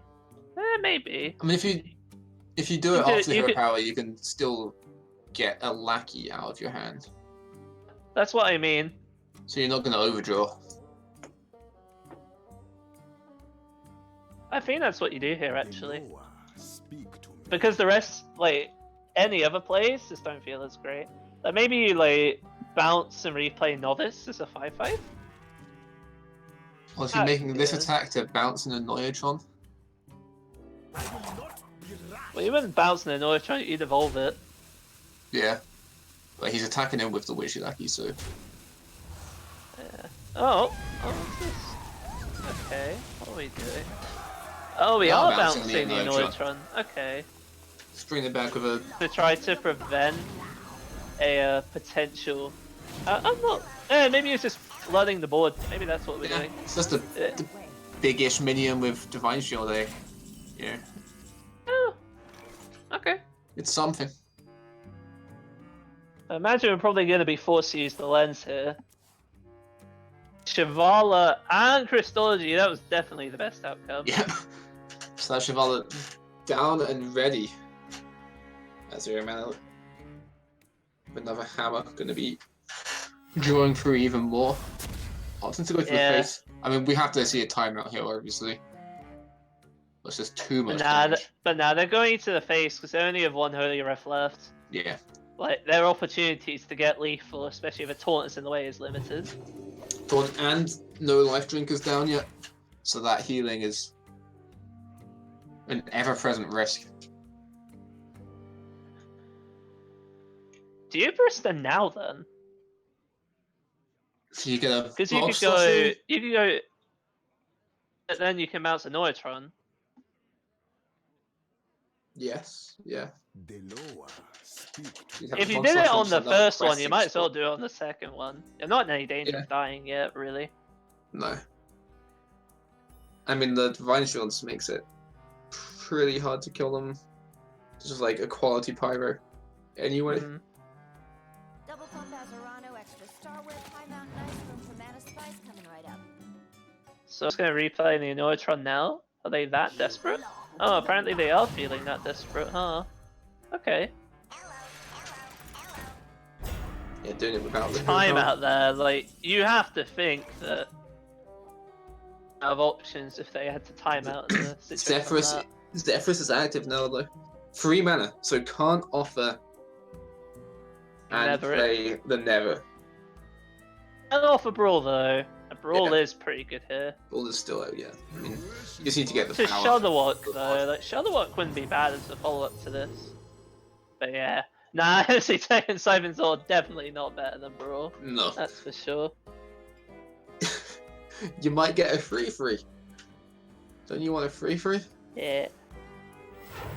Yeah, that's good. Yeah, Hero Power before the Brawl just to try to maximise the possibilities of getting a good outcome. Like if Sea Giant, for example, sticks, that would be pretty devastating. Or the 5/6 Neutron. Go. I must move quickly. One of the better outcomes, certainly. I'm pretty sure you never play Shivala though. I don't think you hit for the weapon either. I think you just pass, honestly. does generate 2 Annoyatrons as well, because Giggling Inventor was part of the Shadowwork pool. Yeah, 2 Annoyatrons. It will bounce this Bog Slosher back or evolve it and then bounce it back. Or it could bounce the Annoyatron back. Yeah. Yeah, let's find out. Here's the Shadowwork. A Taunt Lackey! And yeah, there you go. Did indeed bounce that one. See, nothing major so far. Be seeing some overdraws though soon. Yeah. Second evil turn gone. So those Annoyatrons are. Annoyatron evolved into Phantom Militia, which isn't bad. Just double its stats. It's fine. I imagine you're probably going to taunt the Kobold. Yeah. Yeah. Knowing that 1 true silver is gone. I don't mind that. And there's the second one, and how scared are you? You can't be that scared just yet, I think. As the Paladin.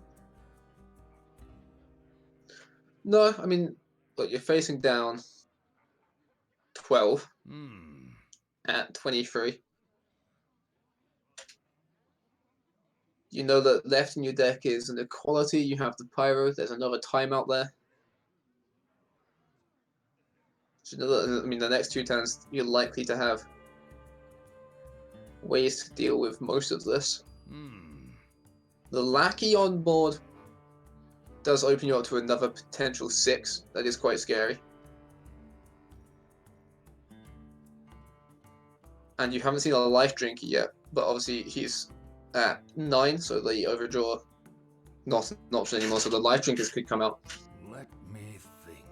So with the 12, there is a potential for another 12 with that Lackey still on board.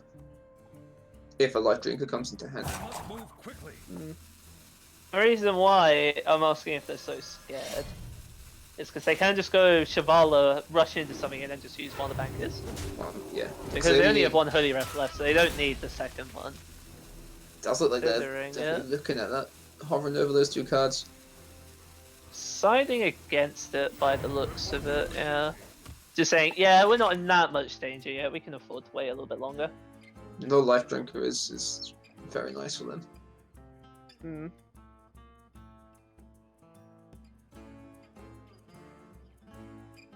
Barista time now. We've played the Barista. There is no Barista. Yeah, that's right. Yeah, my bad. There is no Barista in that hand. We played it for the Bog There were 5 in our hand. I'm Western. just blind. Yeah, ignore There's me. nothing above 3. Yeah. To have it still, then yeah, we could like wasp and Yeah. then just get an extra wasp. But nah, I am blind. Ignore me. That's fine. Just casually going off the 6 here with the wasp. Yeah, I agree with this. Just Saying that the shaman's time is running out since Life Drinker has apparently decided there's better things to be doing than being in this Hearthstone game right 2 now. Life Drinkers just sitting at the bottom of the deck, which are really the entirely instrumental cards here. Yeah. I mean, if any Life Drinker is drawn in this situation, it would just be huge. Yeah. Yeah, you can use a bog to bounce it. It's gonna bounce the Wasp instead. Build as much of the board as they can. Yeah. While obviously trying to retain the value of their taunts Yeah. to prevent any true silver value. Need a pyro equality that will clear the board. Pyro's gonna Okay. be Equality, and then do you swing just for the? I mean, you'd have to swing into the Annoyatron at some I think point. this is the Shavala turn. Yeah. The Shavala hit banker and then hero power. Yeah, fairly you're not large jeopardizing. board. You're not jeopardizing your combo at all. Using a combo, yeah. To use the Christology instead of the hero power. I don't mind this. This plays around MC Tech, which is good. Also keeps your pyro alive, which is fairly useful. And yeah. Shaman currently has no way of dealing with this. They do have a Lackey and a Wasp. So they can They do, but that's taking 6 off the board. Yeah. They are Yeah. I think you're right though. I think they have to clear Shivala, otherwise they're never winning the game. I mean, yeah, if Shivala stays here, then it's just 100% game. Right, let's see what they get. Face the Slacky into Swordsmith, and I believe that's a Spirit the- of the yeah, the Dragon Hawk. Dragon Hawk. Yeah, so that's unplayable unless, of Yep. course, the Swordsmith decides to Give it some, give it some use attack. the Razorfen Hunter over there to summon some 1/1s if you want. Or they could just rush the spirit in. So you know, it's a useless minion. So you might as well use it with this Lackey to kill something. You can still also go for it. Oh no. Yeah, I'm pretty sure you just do Yeah. it on the Spirit of the Dragon Hawk. Me too. Because if you do it, then you're just if you don't do it this way, then you're just waiting and hoping that you get the 1/3 to proc onto it. So at least you can get something out of it. And here come the 1/1s, The Razorfen Hunter. summoned by the 4/5. Big buff to the card. Yeah. Might be playable if this was what it actually did. Never Soul Buster, yeah, that's not great. So you have a timeout. Timeout has to be played here, so that is technically stalling for a turn. At least 2 cards in the deck, yeah, they do. So if they don't draw Shivala here, the game's over. Because they can just play your face and it's just the end. Oh yeah, because you'll know As I say, so exactly what's at the bottom of that deck. So pretty much it's just a case of them having 2 turns at most to get there.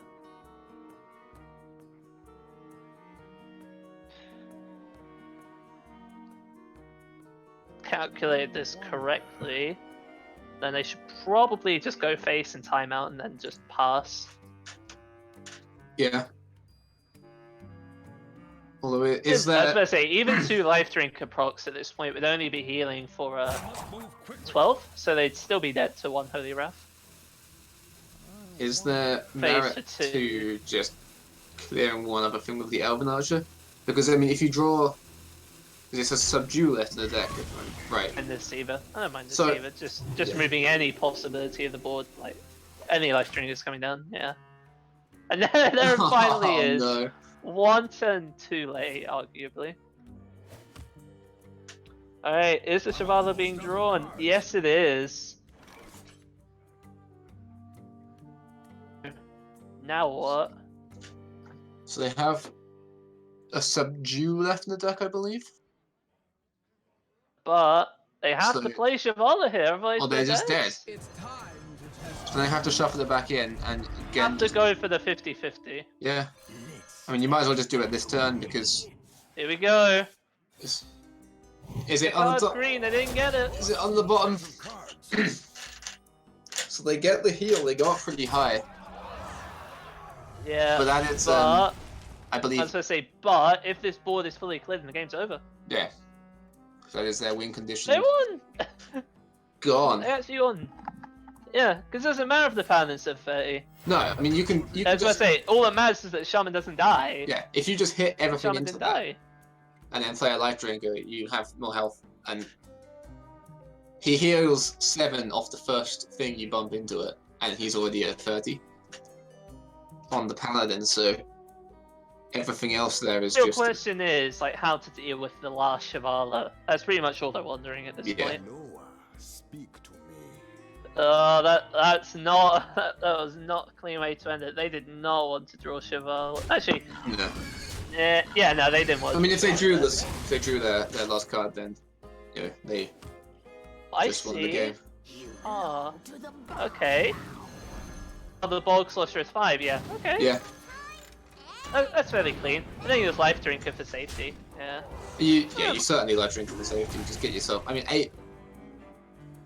I mean, I doubt there's no way for them I think to there's get. any way, but I don't think the Questing Explorers do that much. I don't see. I guess the Dutch disagree. That's I fine. don't see reason not to life. Although I guess the life drinker gives you less to just hit into that Shivana and make sure you can kill it. Yeah.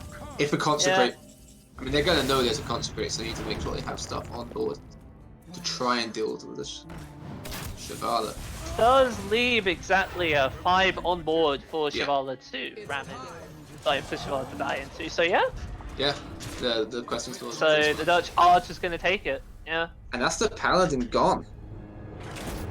And we were saying how important it was earlier to get rid of that Paladin if the Dutch wanted to win this game. I mean about upsets in LHS being so important, right? Like I said at the start, I didn't think the Shaman was that good, like versus what the lineup is. And taking out Paladin early is definitely a very huge moment in the series. We Yeah, could see a that's- snowball effect from here later on. Yeah, 100%. So, you're Lisbon. Picture the scene. What do you bring next to the Shaman? Oh, what beats Quest Shaman is the real question then. Yes. I'm not entirely convinced that the Druid is that favored against it, just because they are playing dead draws like Florist and Malagos, which aren't as useful. I have to bring in the Bomb Warrior, which is kind of a shaky matchup. Yeah. I think whatever you're bringing, you're not feeling great about this series, having lost that first game. Mm. And having lost it in such a close fashion as well, really just came down to a 50-50. It came down to two 50-50s, in fact. The first one to draw the Shavada first, and then the second one to not draw the Shavada first. Yeah. So technically it was like 25% to lose, which is kind of unlucky when you think about very it. Unlucky. So they're going to go for the Druid, bringing the Malagos Druid Class is in session. up against the Quest Shaman. And they're on the coin, they have the Crystal Merchant, and they have a Nourish. It's a nice way to start. Indeed it is. So Nourish your ferocious hell, and you definitely don't keep Mogu on the other side. So this seems like a pretty easy mulligan phase, all in all, I'd say. Yeah, the Mogu is just never going to be finding particular value against a Quest Druid at the start of the game. They are thinking pretty hard, and you certainly pitch the Howl. Okay, so we should be able to see what's happening in a moment. Yeah, there we go. Yep. The Mutate So drawn, decided to keep hold of the Nourish by the looks of it, huh? and they get the Surger as well. I think keeping the Nourish is fine, because Nourish is such a key matchup, especially with the Malagos, where you're just trying to cycle as fast as you can, so you can get to the point where you're just duplicating, hopefully low-cost Malagoses, and if you have a normal cost Malagos, then you're just duplicating Moonfires as much as you can. I think keeping the Nourish against a deck where, hopefully by that point, you'll have the Surgers out and have got the board at least vaguely controlled, it is perfectly okay. Time run low. Is that if you're keeping a card hoping that another card is drawn, why would you not search for that card? It's like in the hope that you get Oasis Surger down and the board's under control. But why would you not mulligan for Oasis Surger? That's my point. I think I'm rambling a little bit, but that's my point. I think when you know you have the, I guess with the Merchant as well, you know you're already going to be getting draw. You may have a valid point. I think the Nourish is just such a key card that keeping it is what you want to do. Although this is a pretty nasty opening against the Druid. Just the big Explorer coming down with, you assume a Sludge Slurper and maybe a Lackey. It's a lot of stats coming out pretty quickly. Speaking of things that are happening rather quickly, this quest is pretty much almost done, right? They're 4 of 6, I believe? Yeah, so I mean next turn guarantees to finish it off. Being said, the Oasis Surger is definitely going to be a nice way of being able to stave off this, like, frankly, more aggressive start than even I was expecting going into the matchup. The R4, just looking at the health totals on board, currently is pretty nice. So, you could trade the 2/2 and 3/2 and then bounce the elemental. Should possibly. It looks like they're not going to do that though. Looks like yeah, just going to bounce the sludge. Just playing a more value-oriented approach. Okay. It also gives you something that if they do opt for a Starfall, isn't going to die.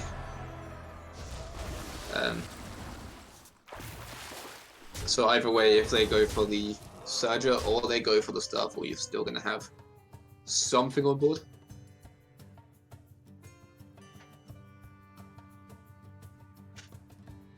I think at this point as well, definitely the Surger is the more attractive of those two options. Surger does clear both of the free attack guys. Like how much value Starfall can realistically get Yeah. like in this game. Like unfortunately he's just trading a fallen minions, they don't just die immediately on the back end of a Starfall.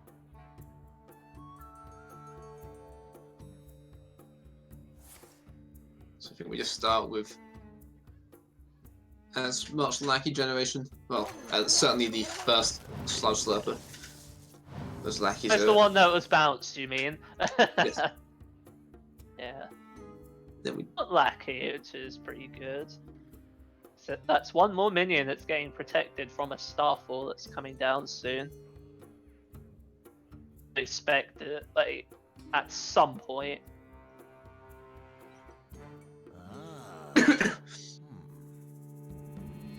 And the Kobold does allow you to keep more presence on board while clearing these guys. As well, with the Titanic Lackey onto the Bog Slosher, you can clear them both without losing any board presence on it. Obviously, you go down to 1 health on.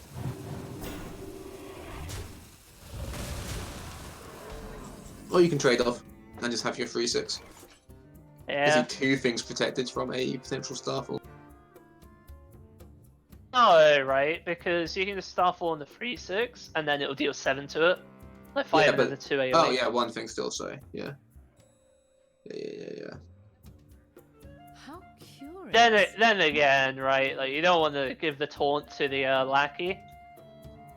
No, there's It's too just many a eggs really in that. big target, yeah. I in think that it's one fine basket. to do it this way. Yeah.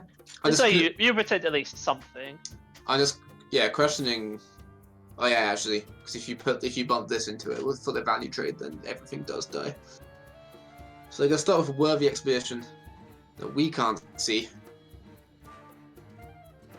So we'll have to wait and see what they pick.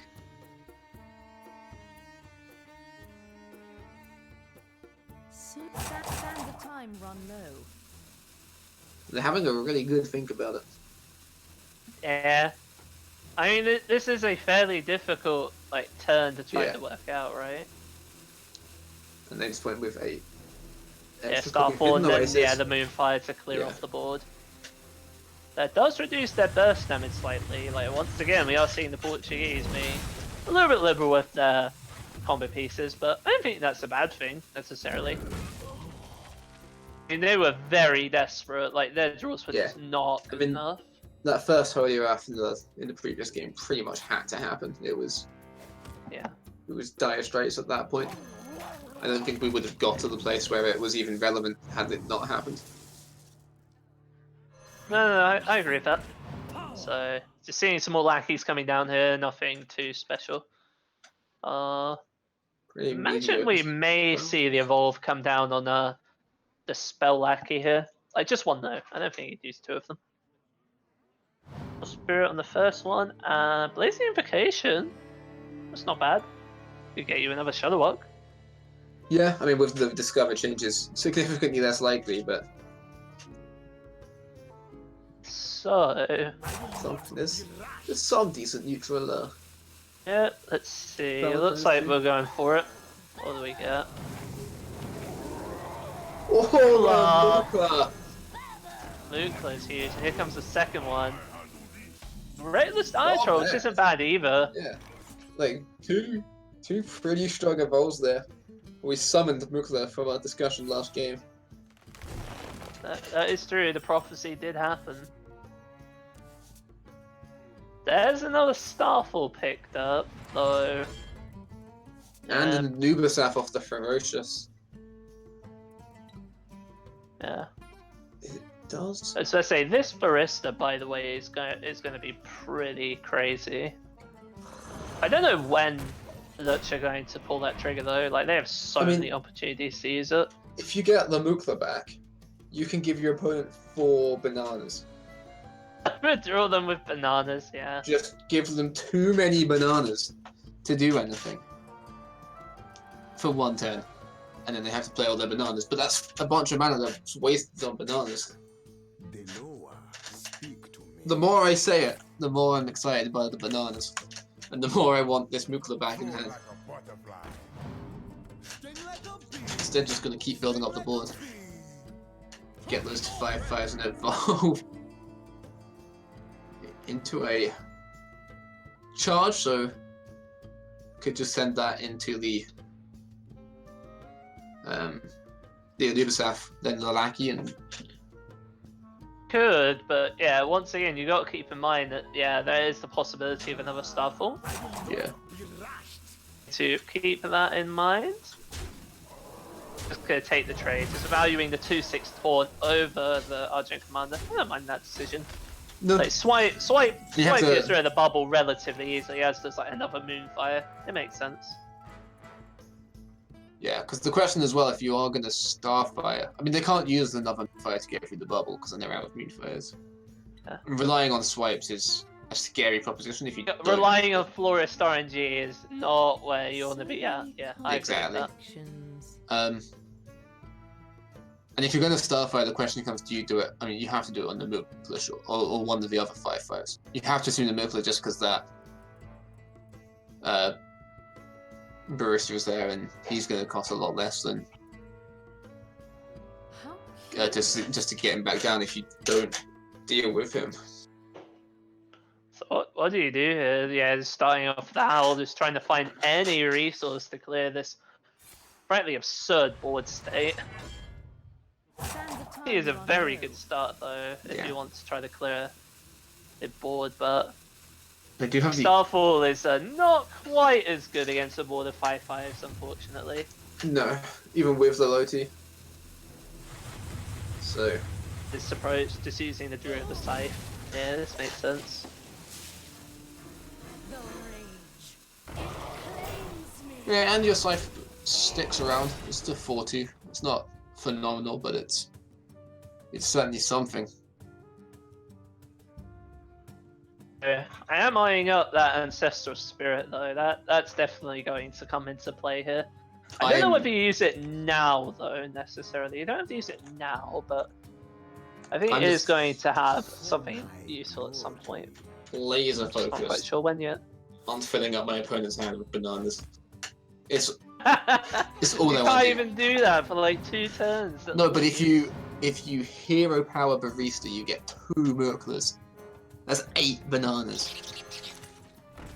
That's So too costing many. you like a pretty relevant part of the board. I don't want to do that. I want to kill him. But it's not But as like funny as making him. filling your opponent, I was going to say, filling your opponent's hand with bananas isn't killing them. I'm afraid.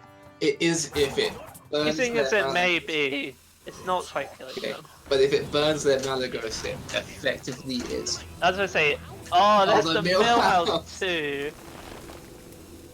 But it's sticking around. It is a 5/5 Yeah. again. So Yeah. No, I maybe like it that. always should be granted. Maybe.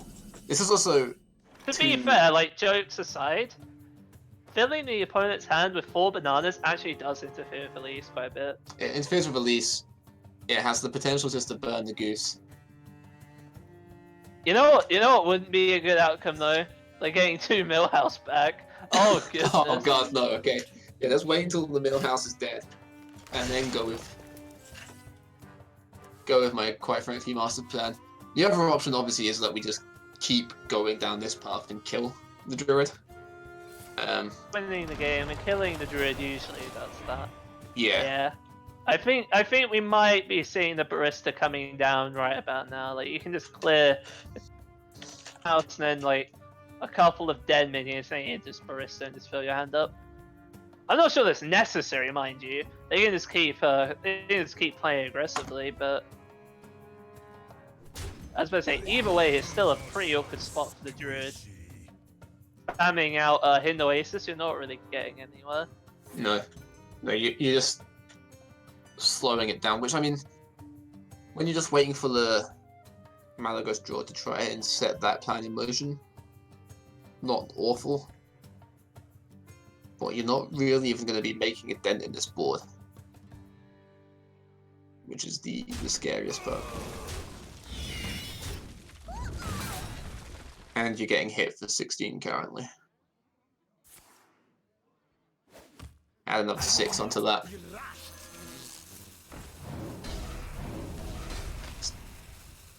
22. Even got the Arcane Golem, yeah, I just saw that. Yeah, like just continuing the streak of just questionable battle cries. Just going up twice. I hope you're not calling Mooka's battle cry Crefler. Yeah, like this is not good. That Surger doesn't even get through the hot shot. I was about to say it only clears one guy. And you just That's it. there's no way you are happy using the Floop just for another Surger to try and clear like the Mookla and the Millhouse Mana Storm. That's just rough. I think you still. Oh no, we'll do it later. Yeah, okay. It's still gonna be on 1. Yeah. But wait, okay, hang on. Like Taunt Lackey gets rid of that, no problem.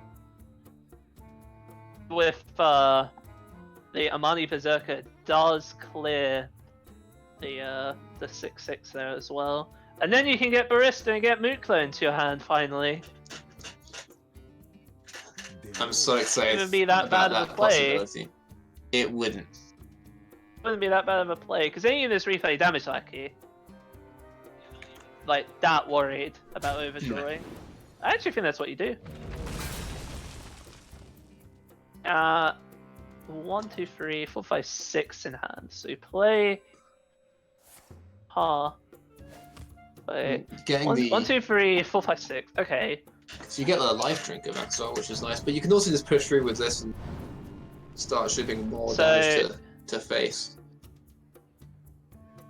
What I was thinking is, like, as an alternative option, is that you could just trade the Millhouse and the Amani, and then throw the damage lucky to face, and then you just Barista, so you get, like, guaranteed 2 of each. Actually, yeah, so... Well, no, you don't do that anyway, because yeah, Millhouse is there. Yeah. You got 1 damage lucky. 4 Unfortunately, damage. they did roll a second Millhouse, which is kind of unfortunate. That's 2 dead cards, but You know what this is else still they an rolled incredible though? position. They rolled 8 bananas. 8 bananas! 8 That is very true. bananas. Which And, at this point, I mean, is I was irrelevant. about to say, 8 bananas are not doing much for the Druid at this point. No. They're not getting to put anything on the board. And it's just getting more and more likely Curious. that they get the They get hit by the Malagos monkey burn. business. they get the Malagos burn. I think, however, the 6/6 and the Druid likely just die. The Anubis is gonna have to come down. I think you Even the- also go for Surger here. I think you commit. Yeah. All you're doing is making space for the monkeys. Space for the bananas. Wrong. You are making Fill space up for the the hand. bananas. Sands of time run low. Although at this point they do actually have quite a lot of things to put the bananas onto. My hand is full. So even I am starting to think maybe It's we true. consider a different line. Well, hold on. How many cards does the Druid have in the deck? They have like 3, right? At most? 5. 5 And it's cards. a 1 in 5 just to win. If you just play 2 Moklas. Yeah, it looks like they're not going for it though, surprisingly. All I'm Do saying not is, believe in the monkey. as soon as this cast is over, I'm gonna go and put Mokla in Crash Shaman. That sounds exactly like what purple would do. Right? It's Mill Shaman. It's Mill decks are back. Yeah. Ha. Mill decks are back. Imagine Cold Light Oracle and I Crash mean, Shaman. I was about to say, in Wild you could do that with moving a Cold Light Oracle. Oh my. That sounds like a disaster waiting to happen. Sounds like the best deck ever thought of. Back in the game, the druid is very dead. I was gonna say, they used 3 hidden oases and they're still Still almost dead. just Like, dead, that is because- surprising. All they've done, like the hidden oasis, the 6/6 has barely even taken anything other than lackeys off the board. I mean, what do you mean That to do is in that true. situation? They've just had so Yeah. much other stuff.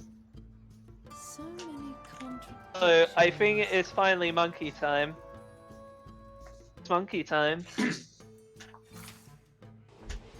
no joke. There's nothing else for the No. shaman And now to do that now feels it's a that one- great. Plus, the monkeys actually do trade with the oasis that are on board. Yeah. No, they didn't. It's actually monkey time now. They're 5/5s into 5/6s. Yeah. But it is Somewhat definitely of an monkey even time. trade, yeah. I think it might actually be monkey time now. Don't play the Shuttlebot, play 2 monkeys. I mean, the Shuttlebot could Shuttlebot just here.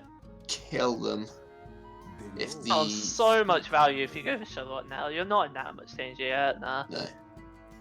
Time. 2 monkeys, fill up the hand. 1 in 4 to burn the Malagus. I mean, they don't know that Malagus could be in hand.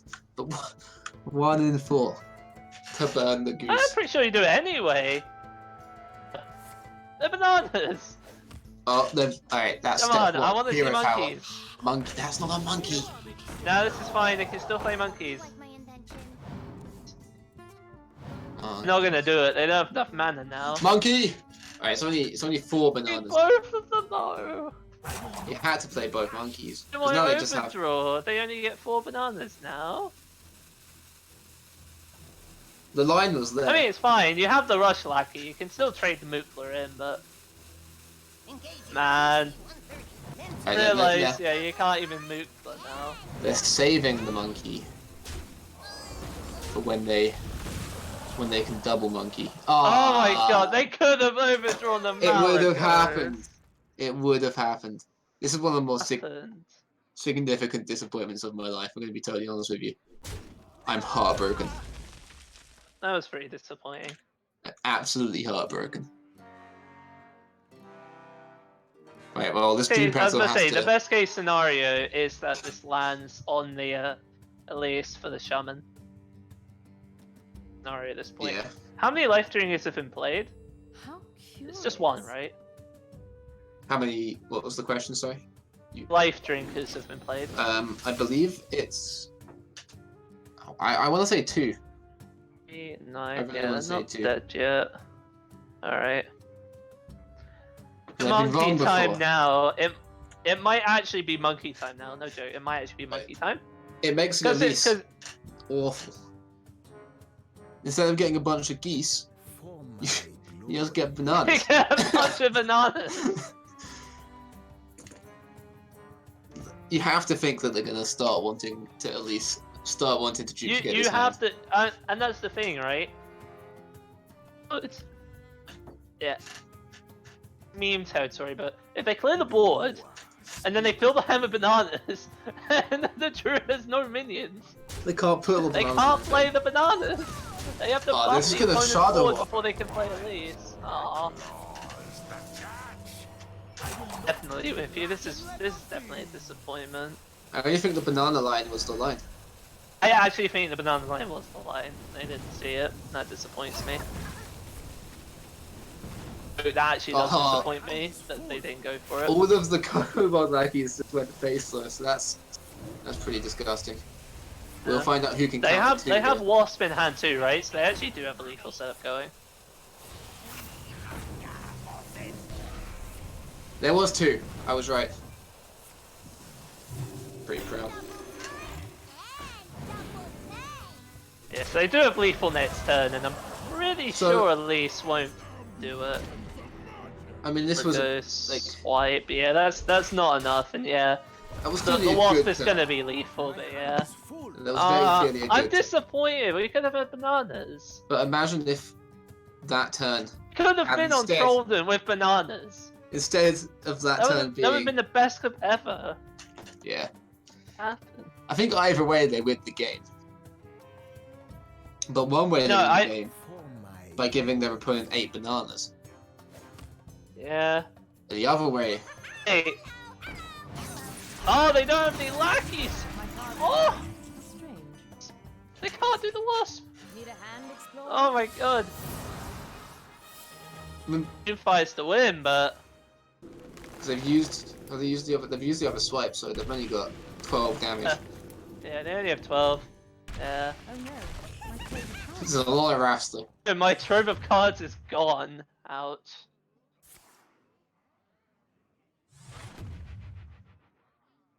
Just raft for the fatigue damage. So Lisbon go 2-0 down. It's all down to the bomb warrior Versus the shaman, yeah. against a quest shaman who hasn't played one Mookla from hand. You bounced 2 Mooklas and you didn't go for the banana strat. I'm so disappointed. I mean, it was a very nicely played game. Yeah. But my No, gosh. they like the Dutch played it fine. I just wanted the bananas. The I'm just- bananas would have been so good. I'm just really sad. Like, I'm just genuinely sad that there were no bananas. There's not going to be any bananas against Warrior either. No. I mean, the shaman's hand is Definitely. pretty good. The shaman's hand is quite good again. They are on the And draw as well, which means oh the my god, Warrior's this hand curve. The This warrior's hand is curve. also, ignore the Tomb Warden, quite nice. The hand is just insane. Yeah, you What was the Tomb funky Warden get? balls, but Safeguard. isn't Safeguard? bad. yeah. Yeah, Omega. I forget what that's called. The Omega. Destroyer? Devastator's the, yeah, Anyway, Destroyer. Devastator's the mech. Yeah. Well, that's also, is that also a mech? No, it's not. Is it not? Yeah. For some reason, it has a no tribe on it. Huh. Fair enough. First bomb. That's one. I'm gonna keep Yeah, track I of bombs. believe that says a on. meg. I believe that says a Mega Destroyer. So I It's could be wrong about defender. that. It's a mega defender. Oh, Mega Defender? Okay. Yeah, that makes sense. It's a taunt. Yeah, but it becomes a 12-6. Yeah, with taunt. Didn't think so.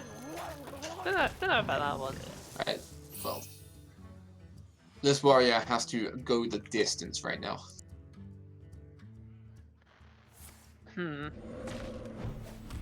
Yeah, I like this restraint. Just, yeah. Like, they can just go Lackey Wasp on 4, no reason to rush it now. The town crier will be picking up either Ziliacs or Restless Mummies. From Yeah, the probably deck. just gonna go for the Omega guy first. And yeah, it's called a Mega Defender. Wow. Yeah. Look at that, it's defending. It's wonderful. What is this spell Lackey gonna get? Question. Lackey Wasp here? Like, pretty much regardless of all it gives you, but... Yeah. Just kill that 3/3. Bloodlust is pretty Bloodlust, good. Yeah. Yeah, I'm a fan of Bloodlust. Any AoEs? So I mean, this deck is running 2 Brawls, 2 Warpaths, and no Plague of Wrath. So it has the 4 AoEs.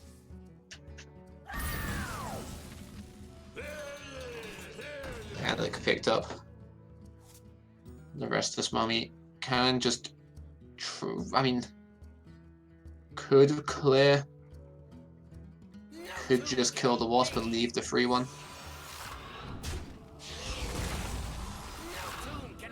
Gonna take this. I mean, yeah, the spell Lackey, you have the risk of it being bounced by a slosher. More spell generation is pretty scary. So gonna opt to kill it. Hmm.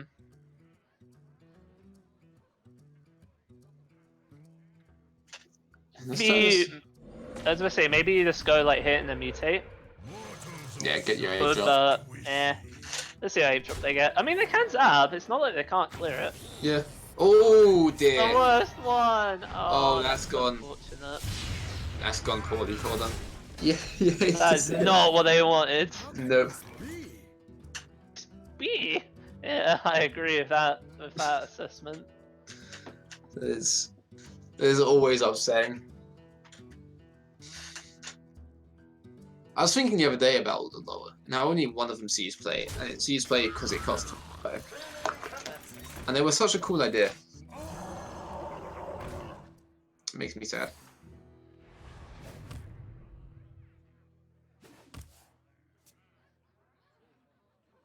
Barrett picked up. I believe they're not that far on the quest. I believe they're about 2 or 3, right? See, they've played a spell lackey. 4. Sludge Slurper. Oh, it is Yeah. 4, yeah. Yeah. Oh. That's very close to completion. They can I mean, yeah, they complete can it do this it. turn if they want. With the Rat into a To a lackey. lackey. But having a Hybrid little bit of a instead. more reserved approach, yeah, just going to complete Yeah. with the sludge. I don't mind this. Yeah. Still finishes it and gets some more stats on board. It's a bit more threatening towards the Alec. And with no bomb cards in hand, the Alec dying is a bit of a shame if you are. Oh My god, no. that is a very That is important a- pickup. Hasty Armadillo onto the Tomb Wardens. Yeah, plural there, so that's 2 5/8 taunts. That is pretty huge. I mean, it's I'll 4 agree with you on 5 that 8 one. taunts. 5/8 taunts that duplicate themselves, yeah, it's pretty Yeah, good. so it's 4 5 8 taunts that can come down whenever. It's deciding, it seems, whether to trade off or go face with this Alec. Still only 1 bomb in the deck, the Shaman.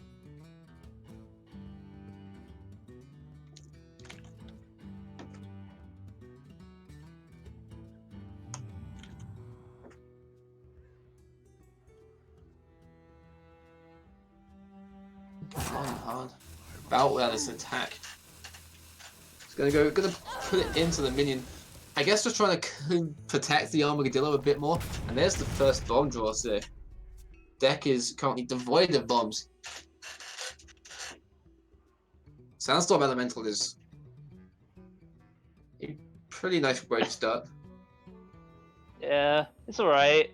They need to clear this Armadillo this turn, Yeah. or else things are going to get out of control remarkably quickly. Speak to me. But, oh, okay. Maybe you like hero power into Spell Lackey, and then you hope that you get Earthshock. Yeah. I guess that's like the best you can hope for. Like, not click the button and hope you get Hex. That's like the second best, I'd say, but nah, I like this, so.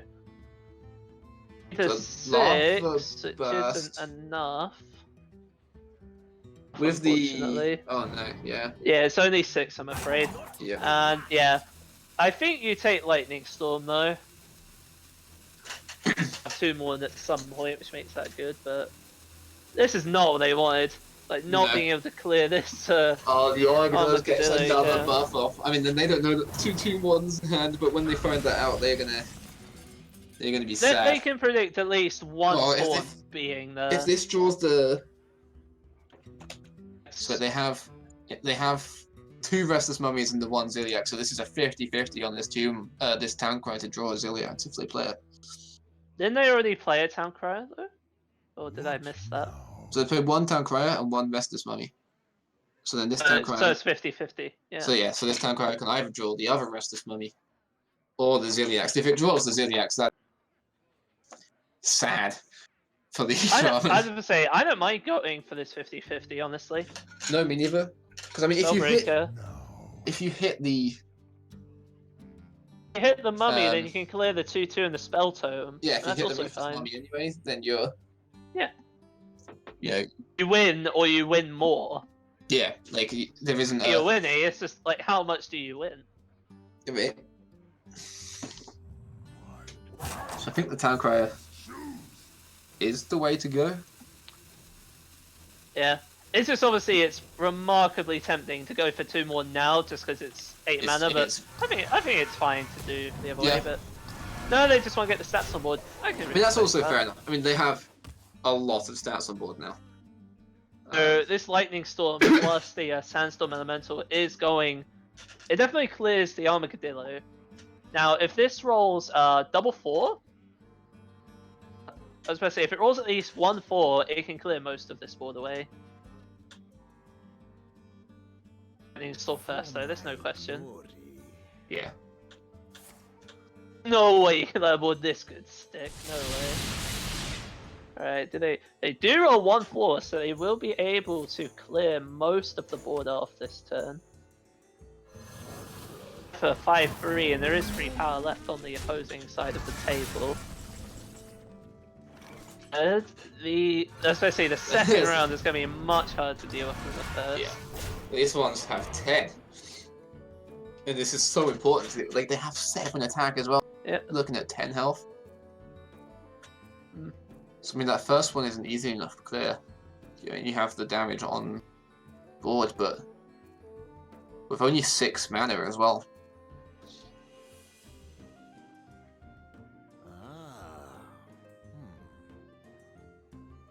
Go up to 16 if you just hero power Life Drinker. Then they're only looking for 4 damage. So if this Town Crier finds them as Ziliax, it's not quite enough. They need 1 more. It's definitely finding them the Ziliax. Obviously, Ziliax Wait, hang on. I got is just that. lethal. Yeah, it's just lethal. Wait, hang on, there was 16. 7 plus 7 is 14. Yeah. It's 15, friend, so yeah. Yeah. Nah, that Ziliax did make it lethal. My yeah. basic math skills really getting shown off there. But that's why you're not playing. Yeah, in my head, it was. That's why I should never play Hearthstone. In my head, it was 7 plus 7, that's 14. To 16, they need 5 more damage, and the Ziliax only gives them 3. But 2 plus 2 equals fish. Yep. Anyway, Lisbon, they get a win on the board. Their Bomb Warrior bringing it out the Armadillo onto 2/2 Moderns, just proving too much to deal with. Yeah. So they're gonna have to go against now the Crest Druid, and then following this one up, if they are successful here, against the Control Warrior. Again, a very nice hand for the Warrior. Alright. They're mainly looking for ways of getting the bomb value off, because that's obviously where most of their tempo comes from, right? So they obviously want the Clockwork Goblin and the Wrench Caliber. Yeah, Clockwork Goblin especially on the coin. Coin Alec into Goblin. So that's turn 3. You've already done 10 damage to your opponent. And oh my god. Alright then. That's a hand. Most certainly is. That is And yeah, like a 3/4, like Druids notoriously can't deal with 4 health minions on curve very well, especially not when they're forced to play off curve every turn. I mean, they're going to be putting. Yeah, like this is at least 4 bombs. I think that's bombs. pretty safe to say. So I mean, next turn, the Merchant comes down. So that's definitely 2 bombs. Turn after, this Druid, they're not doing anything. Maybe Howling. So that's another 2 bombs. I think they get the full 6 out of. It's another run scanner. Yeah, this could get no. out of hand remarkably quickly. Oh jeez, 2 bombs. I was already. about to say, maybe forced to see a Starfall come down just to clear Relic. They are. Yeah, Nourish isn't going to do it. They Nope. have to draw. What do they pick up? Oasis Okay, Surge it. Yep, so Surge it, this will only be 4 bombs, thankfully. Well, no, because their quest isn't done yet, so they weren't on the coin. You're right. So But, I was about to say, but the Surges are still free to rush, so they can still clear. But that is They currently just won't 4 stick bombs around. in their deck. 1 more bomb, and they're basically dead. The bombs, don't forget. That's kind of important. 1 more bomb, and they're basically dead. Ignore that healing and arm again. 5 times 5 is 25. I can do that math right.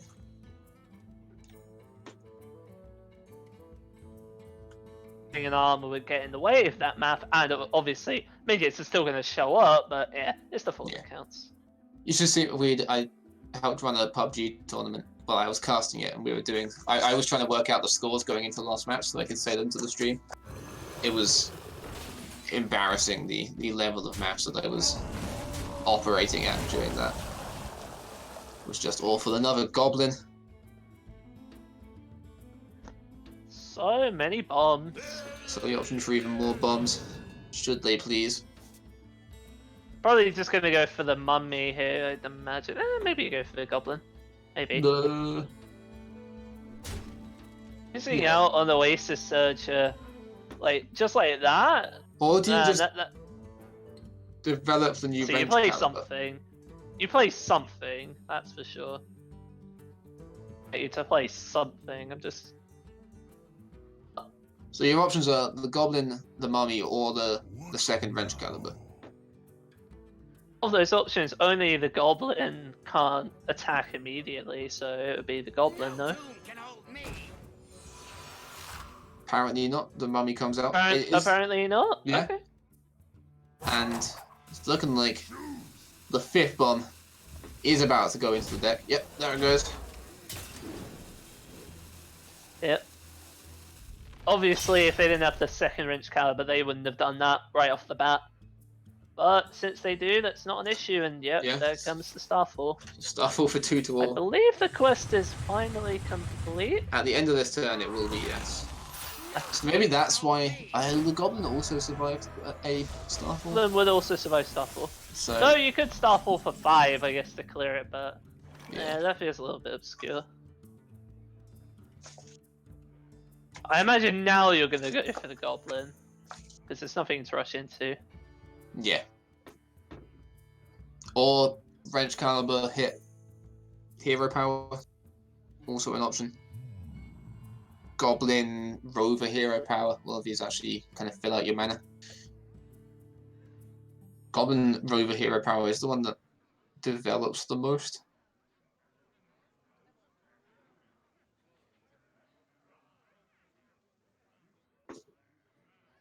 What now? Either way, you're Let's probably getting a see. 6th bomb into the deck. Though obviously bombs are only useful if they are drawn, so it's not Yeah. overly necessary And you to only need- shuffle in all the bombs. No, and you only you want to make One sure more you have- relic, right? There's one more relic. Yeah, it's just Uh, wrench caliber. No, apparently no, just sending all the Six bombs bombs. away.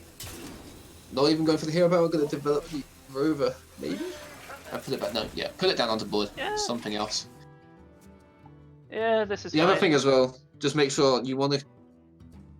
The more bombs, then the more likely you are to have 3 bombs in deck when you go for Dr. Boom. So, yeah. Obviously the mummy's just going to clear that right up and probably, as I say, yeah, now we finally get the goblin Another down. bomb. Probably going to swing the And wrench in another as wrench well. caliber, which is going to be every bomb.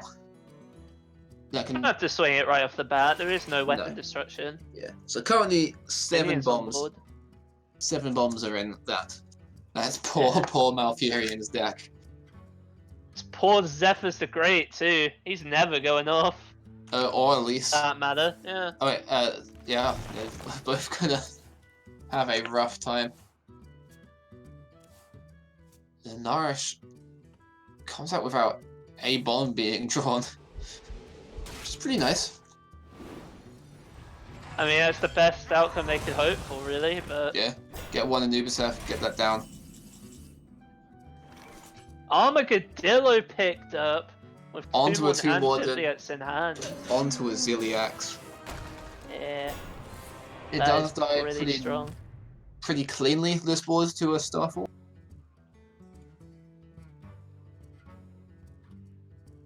Seven on the Armadillo, 2 on the Eternium Rover.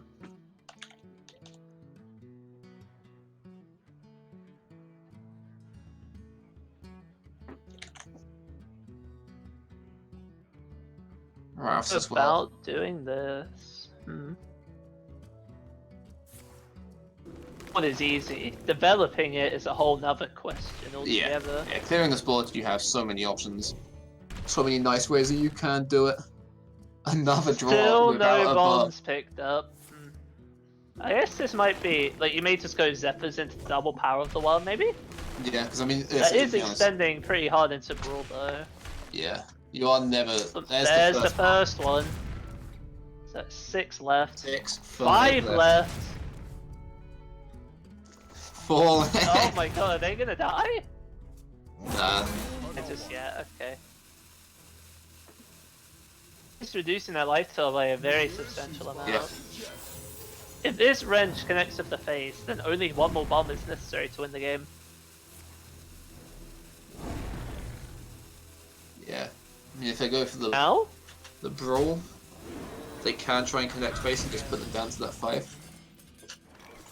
Oof, Huh. 1 turn off. Well, you say that, you can still go Devastator Ziliax now Yeah. and go face. You've still got a 7-7 on board. 7/7 with taunt last deal. Not bad. Looks like they're just going to go for the brawl though. I can respect that. Go put Devastator down, just punch him if the taunt doesn't win. And the taunt did win the doesn't brawl. win. One of the smallest minions. No, the second smallest did. 5 bombs back in the deck. Yeah. And 5 HP. I don't mind this either, since Devastator On the goes up druid. 10. Can Is they there draw a the bomb? bomb? No bomb. No. Alright. Worthy Expedition has to look for a hidden oasis. And it finds one. I was about to say, though, a Mega Devastator is pretty good against that, especially with Ziliax. But 17, that's suddenly 4 bombs. The Instead Alec of right after the last of the bombs are Yeah. drawn. 17 is a lot nicer health total than 5. And there is still 1 hidden oasis in the deck, and amongst those 5 bombs. In and amongst those 4 bombs. So, yeah, Oasis Surger clears this.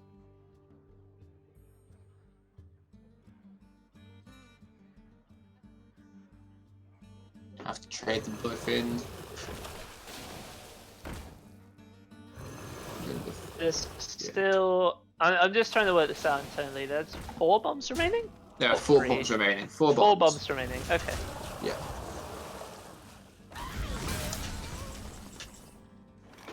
Yeah, just keep developing onto that board. Tomb 1, turn him over. Yeah. Seems fair Just enough. keep creating as much pressure as possible. Cenarius- I was about to say, Cenarius doesn't change the damage boundary at all, though. Fortunate. No. Looks like they're just going to go for it anyway, just to get the bodies on board. Let's make the Starfall math next turn quite a lot easier, I guess. Yeah, and they're starting to put up something that is threatening. With only 1 card in the Warrior's hand.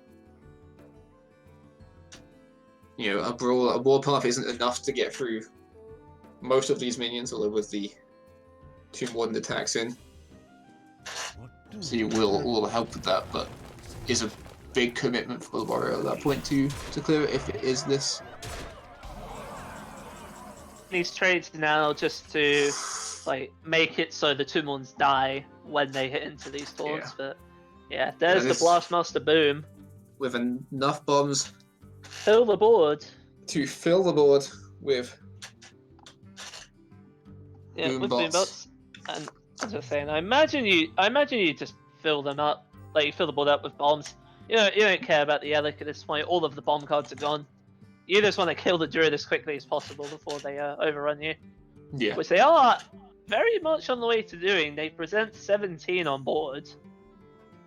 Lethal setup. Yeah, that is So, pretty scary to be staring at. yeah, I imagine you're probably just going to bump into scenarios, yeah, and then just pass Yeah. off the boom and armor up. Yeah. Yeah, well, 1 more Boombot is better than 1 more Eternium Him Rover. over, yeah, that's for sure. It doesn't change the math in any way. Another bomb There's- drawn. So that's 3 left. 3 in the deck. Hidden Oasis is found. Which is pretty Yeah, nice Ferocious for the Howl Druid. into Hidden Oasis, is that what we're doing? I think so. I think that's what we're doing. So with only 3 bombs left, this warrior's starting to run out of damage. And with the boom gone. Ability doesn't change the math, so yeah. Pretty sure it's just in the Just hit Oasis. Oasis, get your life total back up. Above Yeah. 15. Obviously, you train the boss, master boom, and just go facing the rest. You trade scenarios into one of the boom bots, but you definitely send the Oasis Surgeon to Yeah. face, that's for sure. And you do that first, just in case. Point! The Warriors running out of stuff. They need the one, the only, the legendary genius. He needs to be found sometime soon, or else this game's over. This place is scary. And Force is nice, but it's not what they were looking for. No. It isn't a Dr. Boom Mad Genius. They just have to start shipping these. Oh, rolled on The high roll 6-6. first. And, then the a 3 on that too. That is Oh. so huge. That's Now they don't even need to trade the bombs, they can just send them in. absolutely That, as I say, massive. that was as lucky as they needed to be there. Oh my goodness. Right? You have to know, surely. Yeah, I mean, you're not in danger of the bombs No, killing you. it's... Wait. This is a lot of boom bots that are gonna die. Wait. What to do? I too am confused. I As too to- am confused, yeah. As We to can this just stuff. poke into the, we can poke into Moshog and then go for Starfall and Moshog. Yeah. I think that if you got to start At the very least, you put the Starfall on the Moshog because it would go 5 and then 2. So it Yeah. would damage the Moshog for 2 rather than The damaging Flunky- it for nothing. the flunky dies either way. Exactly. Yeah, I think that was just bad. You could have even bumped it low teed first. 5 and then, though, like where did the boss go? 1 to It's minus face. 1. I don't see the damage. How level much in the damage? way. I mean, I saw another 1 on Scenarios. Okay, so they rolled pretty poorly. Scenarios And I was at guess 7, so actually, yeah, this does still yeah, kill so the there's boss. 4 on Scenarios and then like a couple to face. That isn't Dr. Boom Mad Genius. Not. Do you just go Alec and Brawl and just hope the Alec wins? I honestly think We you are. might have to. And I think they're considering I think it. that's how desperate we are. Yeah. Yeah. Well, Druid just weathering the storm. Oasis is. They were found at basically the perfect It was- opportunity. It was the hidden oasis off the Worthy expedition that was so big.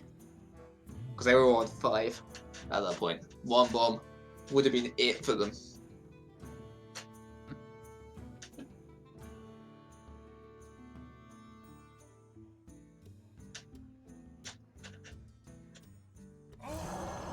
This Elec.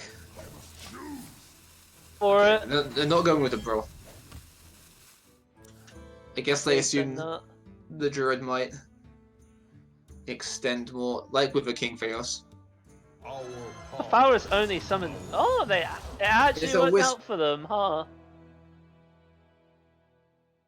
So this does Not make it. good minions, but yeah. No, but this brawl is a lot more attractive now. And the Elix Oh, is stuck. the Oh Warpath my.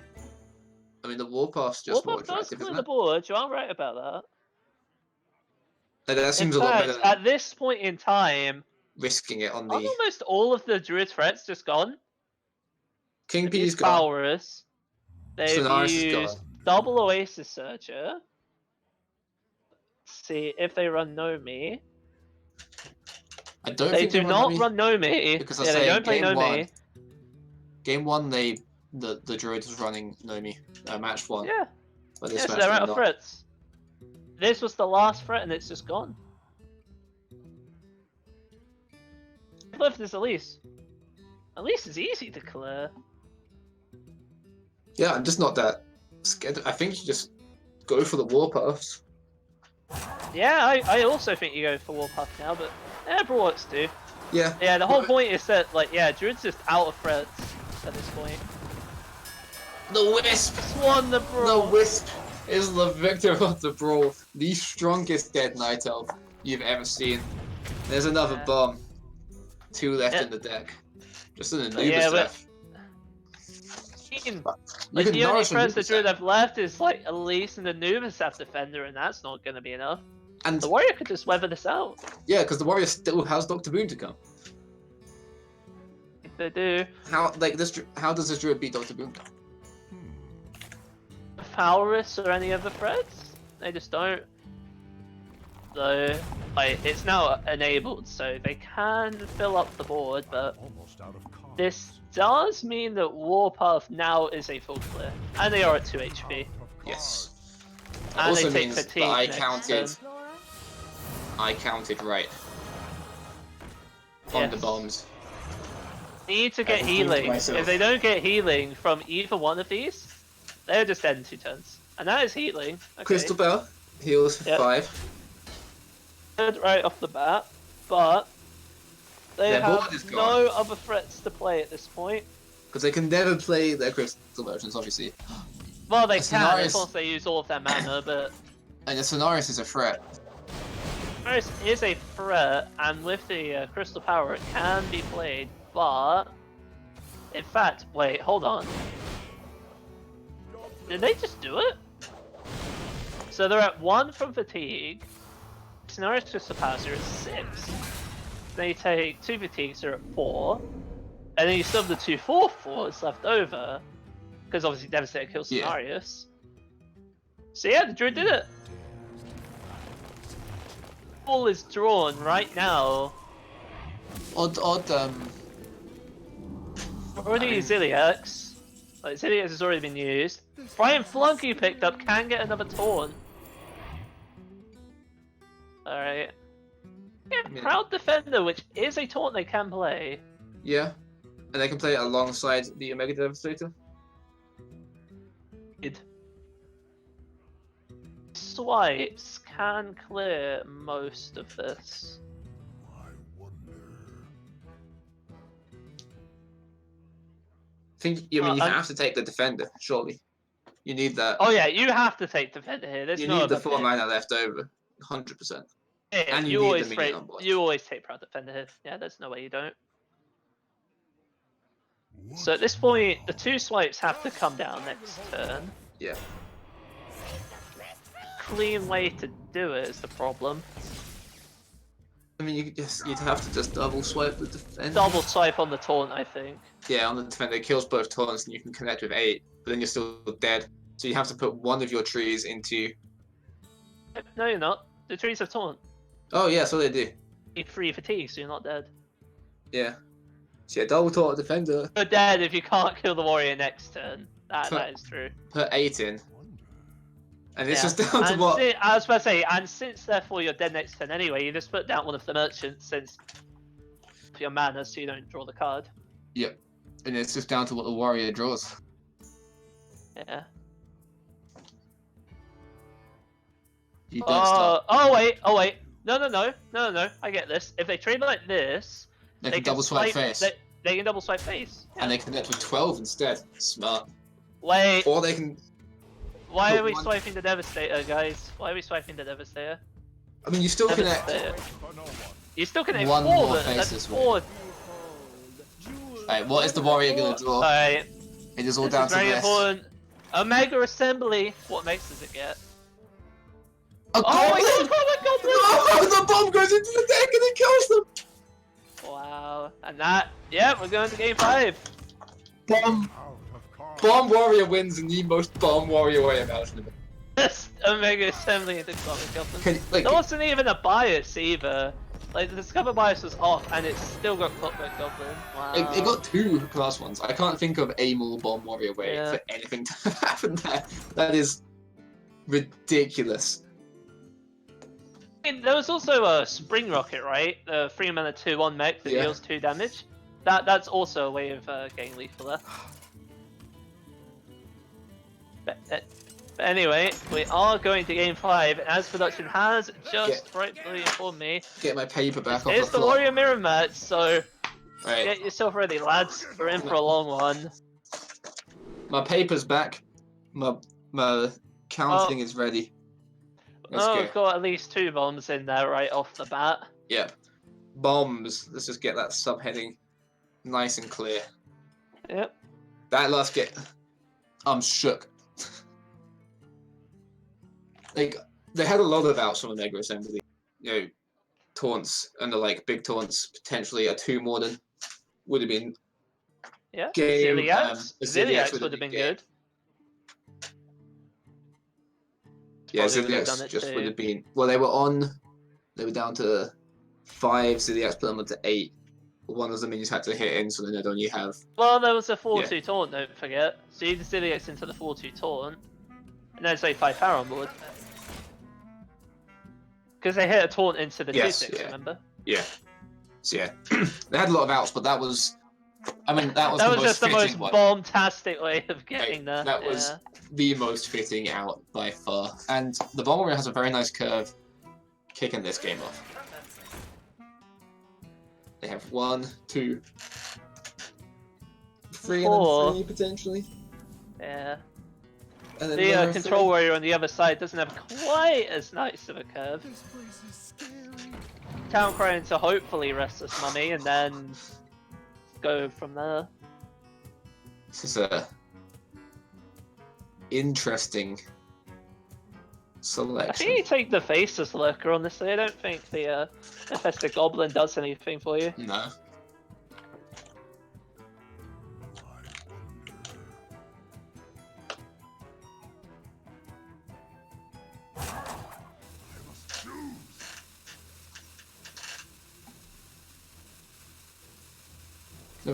There's never any merit to the Living Monument, is there? Mm. I got 10 mana. You're gonna get devastated and all sorts. Luciana picked up a little early. Much earlier than necessary, that's for sure. So what are we looking at? Well, in trade? That doesn't feel optimal. If I was gonna say, if Restless Mummy isn't drawn, and then Augmented Elite comes down, that's just so huge. If Restless Mummy's not drawn, they'll have Shield Slam as an option. That is true. Yeah, they do have 3 armor remaining. Yeah. I'm pretty sure you still go for it though, right? It's just insane for you. Yeah. Like, it's so good if it sticks. Yeah, Hero Power. Shield Slam. Deals with it pretty neatly. Or Weapons Project. Shield Slam. Yeah, you definitely know Weapons Project. No. Yeah, you save that for when the Wrench Wrench Calibers are in the Caliber is game. in. Yep. Yeah. I'm not used to Wrench Caliber in any game. I mean, you saw it like just a few moments ago. And I've already blacked yeah, I out get of what my you mind. mean. The game upset me. The Druid did so well. The game upset you. The Druid did so well, and then just nope. Here's an Omega Assembly. Of course I would. Mm. Warriors, I'm telling I you. was supposed to say, speaking of Omega cards, how about Omega Devastator? Don't. Warriors. How dare they? Yeah, how dare they draw 4, 5, and 4 that they should play on 10-4?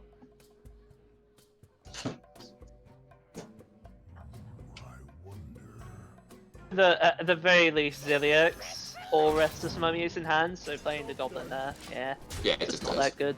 Yeah. This way, I mean, this sticks. So, can't Use the die, turn. given what the opposing warrior has in hand. Just Yeah. a whole lot of nothing, really. I mean, the mummy would obviously kill it, but then you kill both parts There of the is no mummy, so yeah, force the coin, What's Plague the of point? Wrath. That. That's when you pretty know painful. you're desperate. Yeah. That is I mean, it not does fully clear the board. It's not that bad, but it definitely doesn't feel that great. The Faceless Lurker. 3/6.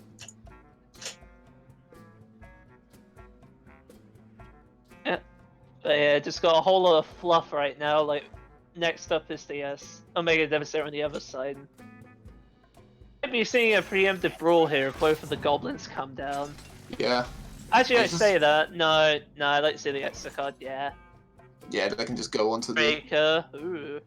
Okay. So yeah, use Iliax onto the Omega, and then the next turn the Spellbreaker comes out. Puts I it back think to you a... just go double Goblin and then just punch him. Yeah, Like, you don't care about Devastator now that you've drawn this spell. yeah, exactly. Like, he can Iliax onto it, and honestly, if anything, you're happy to see that. Like, 2 bombs in. 2 bombs out of a potential 6 at this point. No, there's And, still Alec in deck. So They have could... to draw Alec and the bomb cards. Yeah. And if you're gonna, I was about to say, you're probably gonna play the bomb cards before drawing the Alec at this point, I'd imagine. But we do see Ziliax coming down as a buff, of course. It's the natural play for this turn, and again, you are pretty happy to see this if you're Lisbon, I think. Yeah. Armadillo drawn. Ooh. No. Do you Mega Assembly here? I don't think you do, but it's worth considering at least.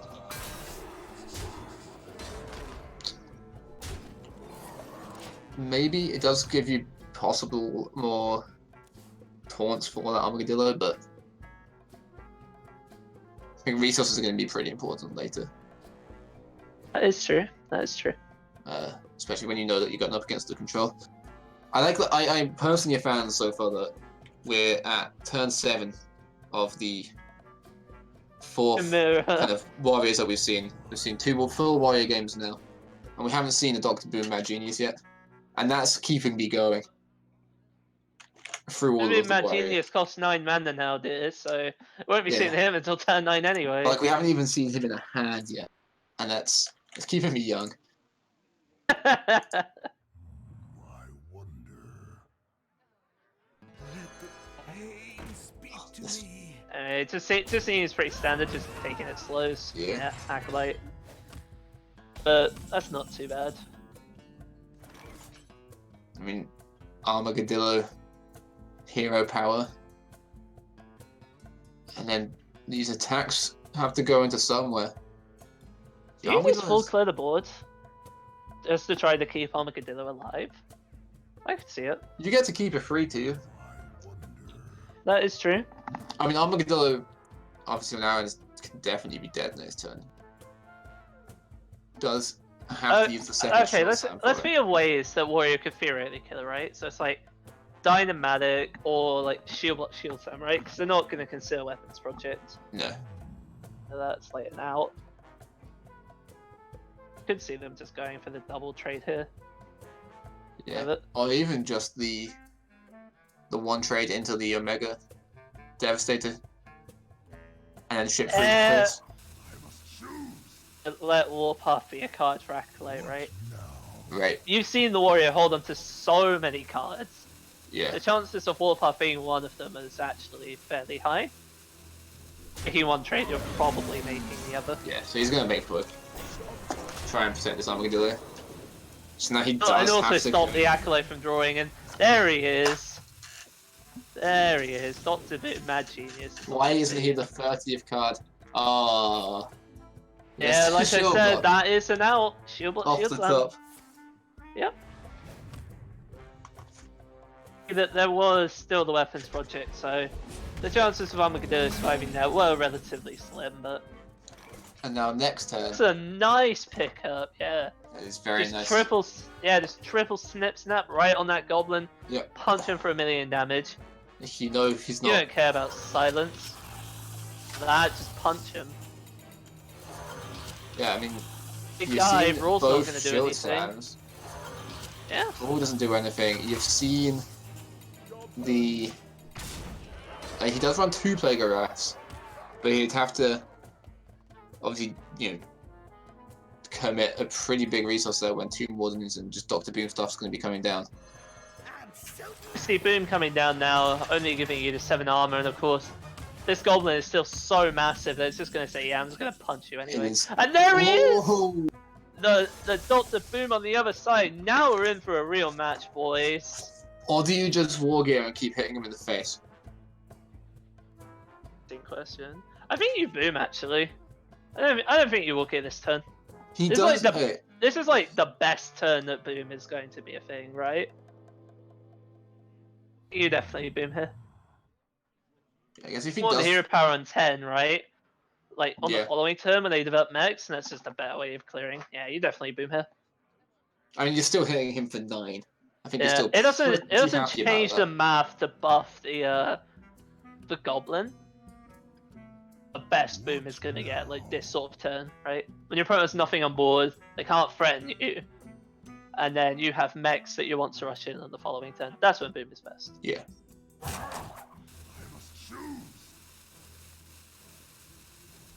Let's see. Are they going to go for Yeah, it? ship for 9. Doctor Doom comes down. Go. And now we're in the real Warrior Mirror match. Now it's an actual game of warriors in Hearthstone. The Spellword Jeweler. Not quite as important in this match.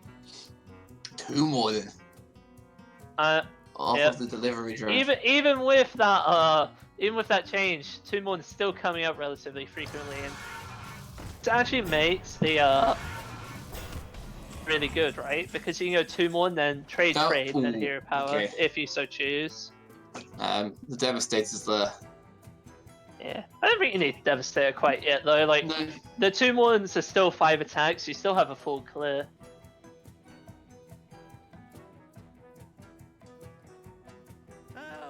and the first Blast Shield does the game. Is available next turn. It's my favourite hero power. Because they always get it. And they're just about to die.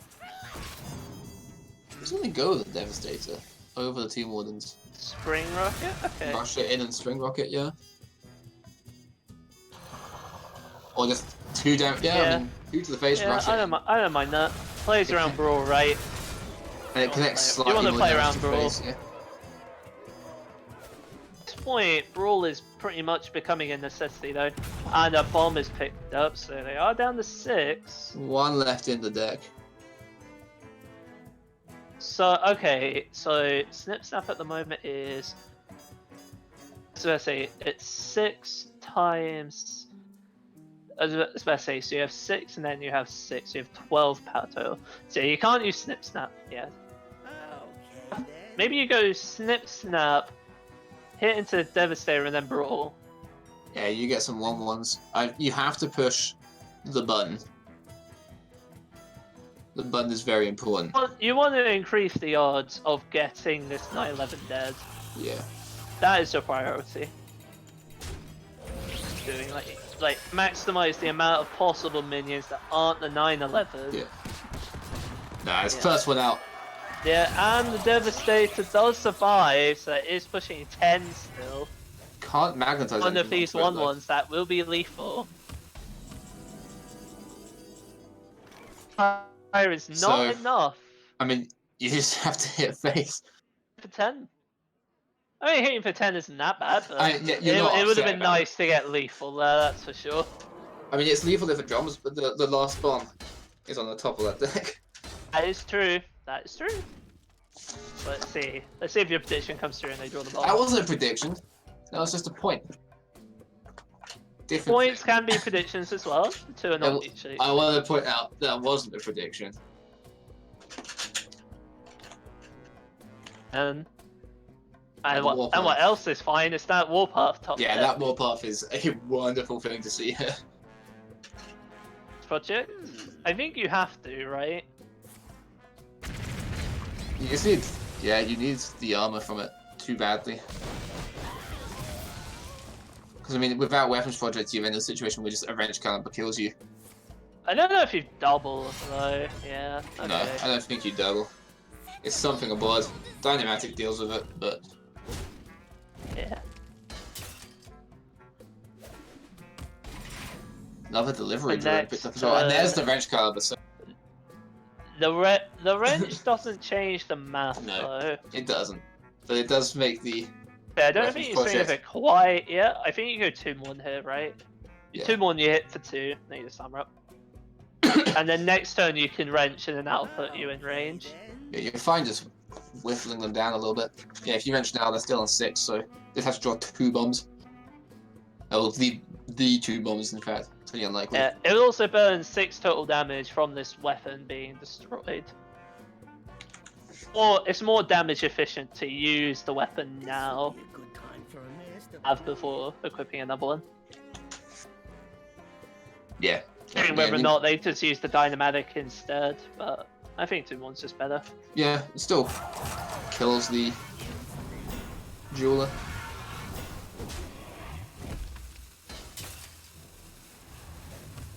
And there's not much that. I say there's no real Harrison- mechs that like get you out of this at this point. Like Devastator, Ooh, I think is the Harrison. only one. Does get the 2 cards, but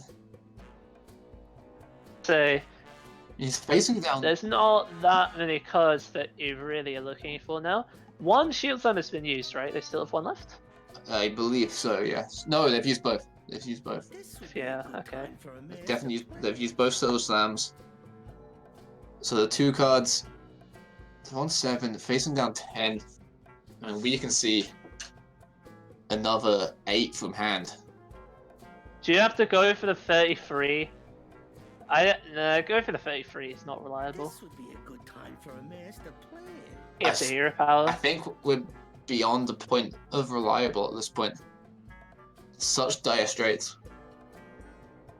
Oh, I love that fuse thing. It's like they're going for the 33 then, like Harrison into Brawl, then 33 that Harrison lives. Like that's what they're relying on. And if the Harrison doesn't live, then Yeah, Dynamatic They're just dead and at a the bomb! they're just dead. Yeah, they're just dead! I mean, we can see that. I was about to They say, must know and the that. Leafsman Lycanthroats are going to take it. There is no outcome. And yeah, it 2 doesn't more matter what they lives. do. Yeah. They have the Reg Cab in hand anyway. The reverse sweep from the Lisbon Lycanthropes. 3-0 with the Bomb Warrior. And see, that Warrior Mirror wasn't that bad. It was only over on No, like 10, yeah. 12. Yeah. That Warrior Mirror. So I'm just really afraid of needles, and it's got my vaccines, and it wasn't that bad. It wasn't that bad. No, that wasn't alright. Bomb Warrior, Bomb matchup, Warrior matchup. I've talked about Bombs and Warriors too much. I'm struggling. I don't like Bombs or Warriors. But fortunately, I believe that'll do it from us. So once Yes, again, okay. thanks to all the sponsors. Thanks, of course, to the House Rivalries production team for having myself and Omni Toaster, of course. Thank you for And I joining me. believe, I was about to say, podcast. I believe we're going to leave this here. Do you have anyone you want to thank before you head off for the night? No, thank you for joining me. I had a wonderful cast. Thank you, Bemi, obviously, for setting this up and producing for us. And thank you to the teams for giving us a pretty exciting series there. So yeah, thank you very much All right. to everyone who watched. Thank you very much to the sponsors, is Macturino, GameStop, and 24 Hour Fitness. Thank you very much, Paradox and the teams. We'll be back tomorrow for more Nations Divisions. We'll be back Thursday for more Nations Division. See you then. Again, guys.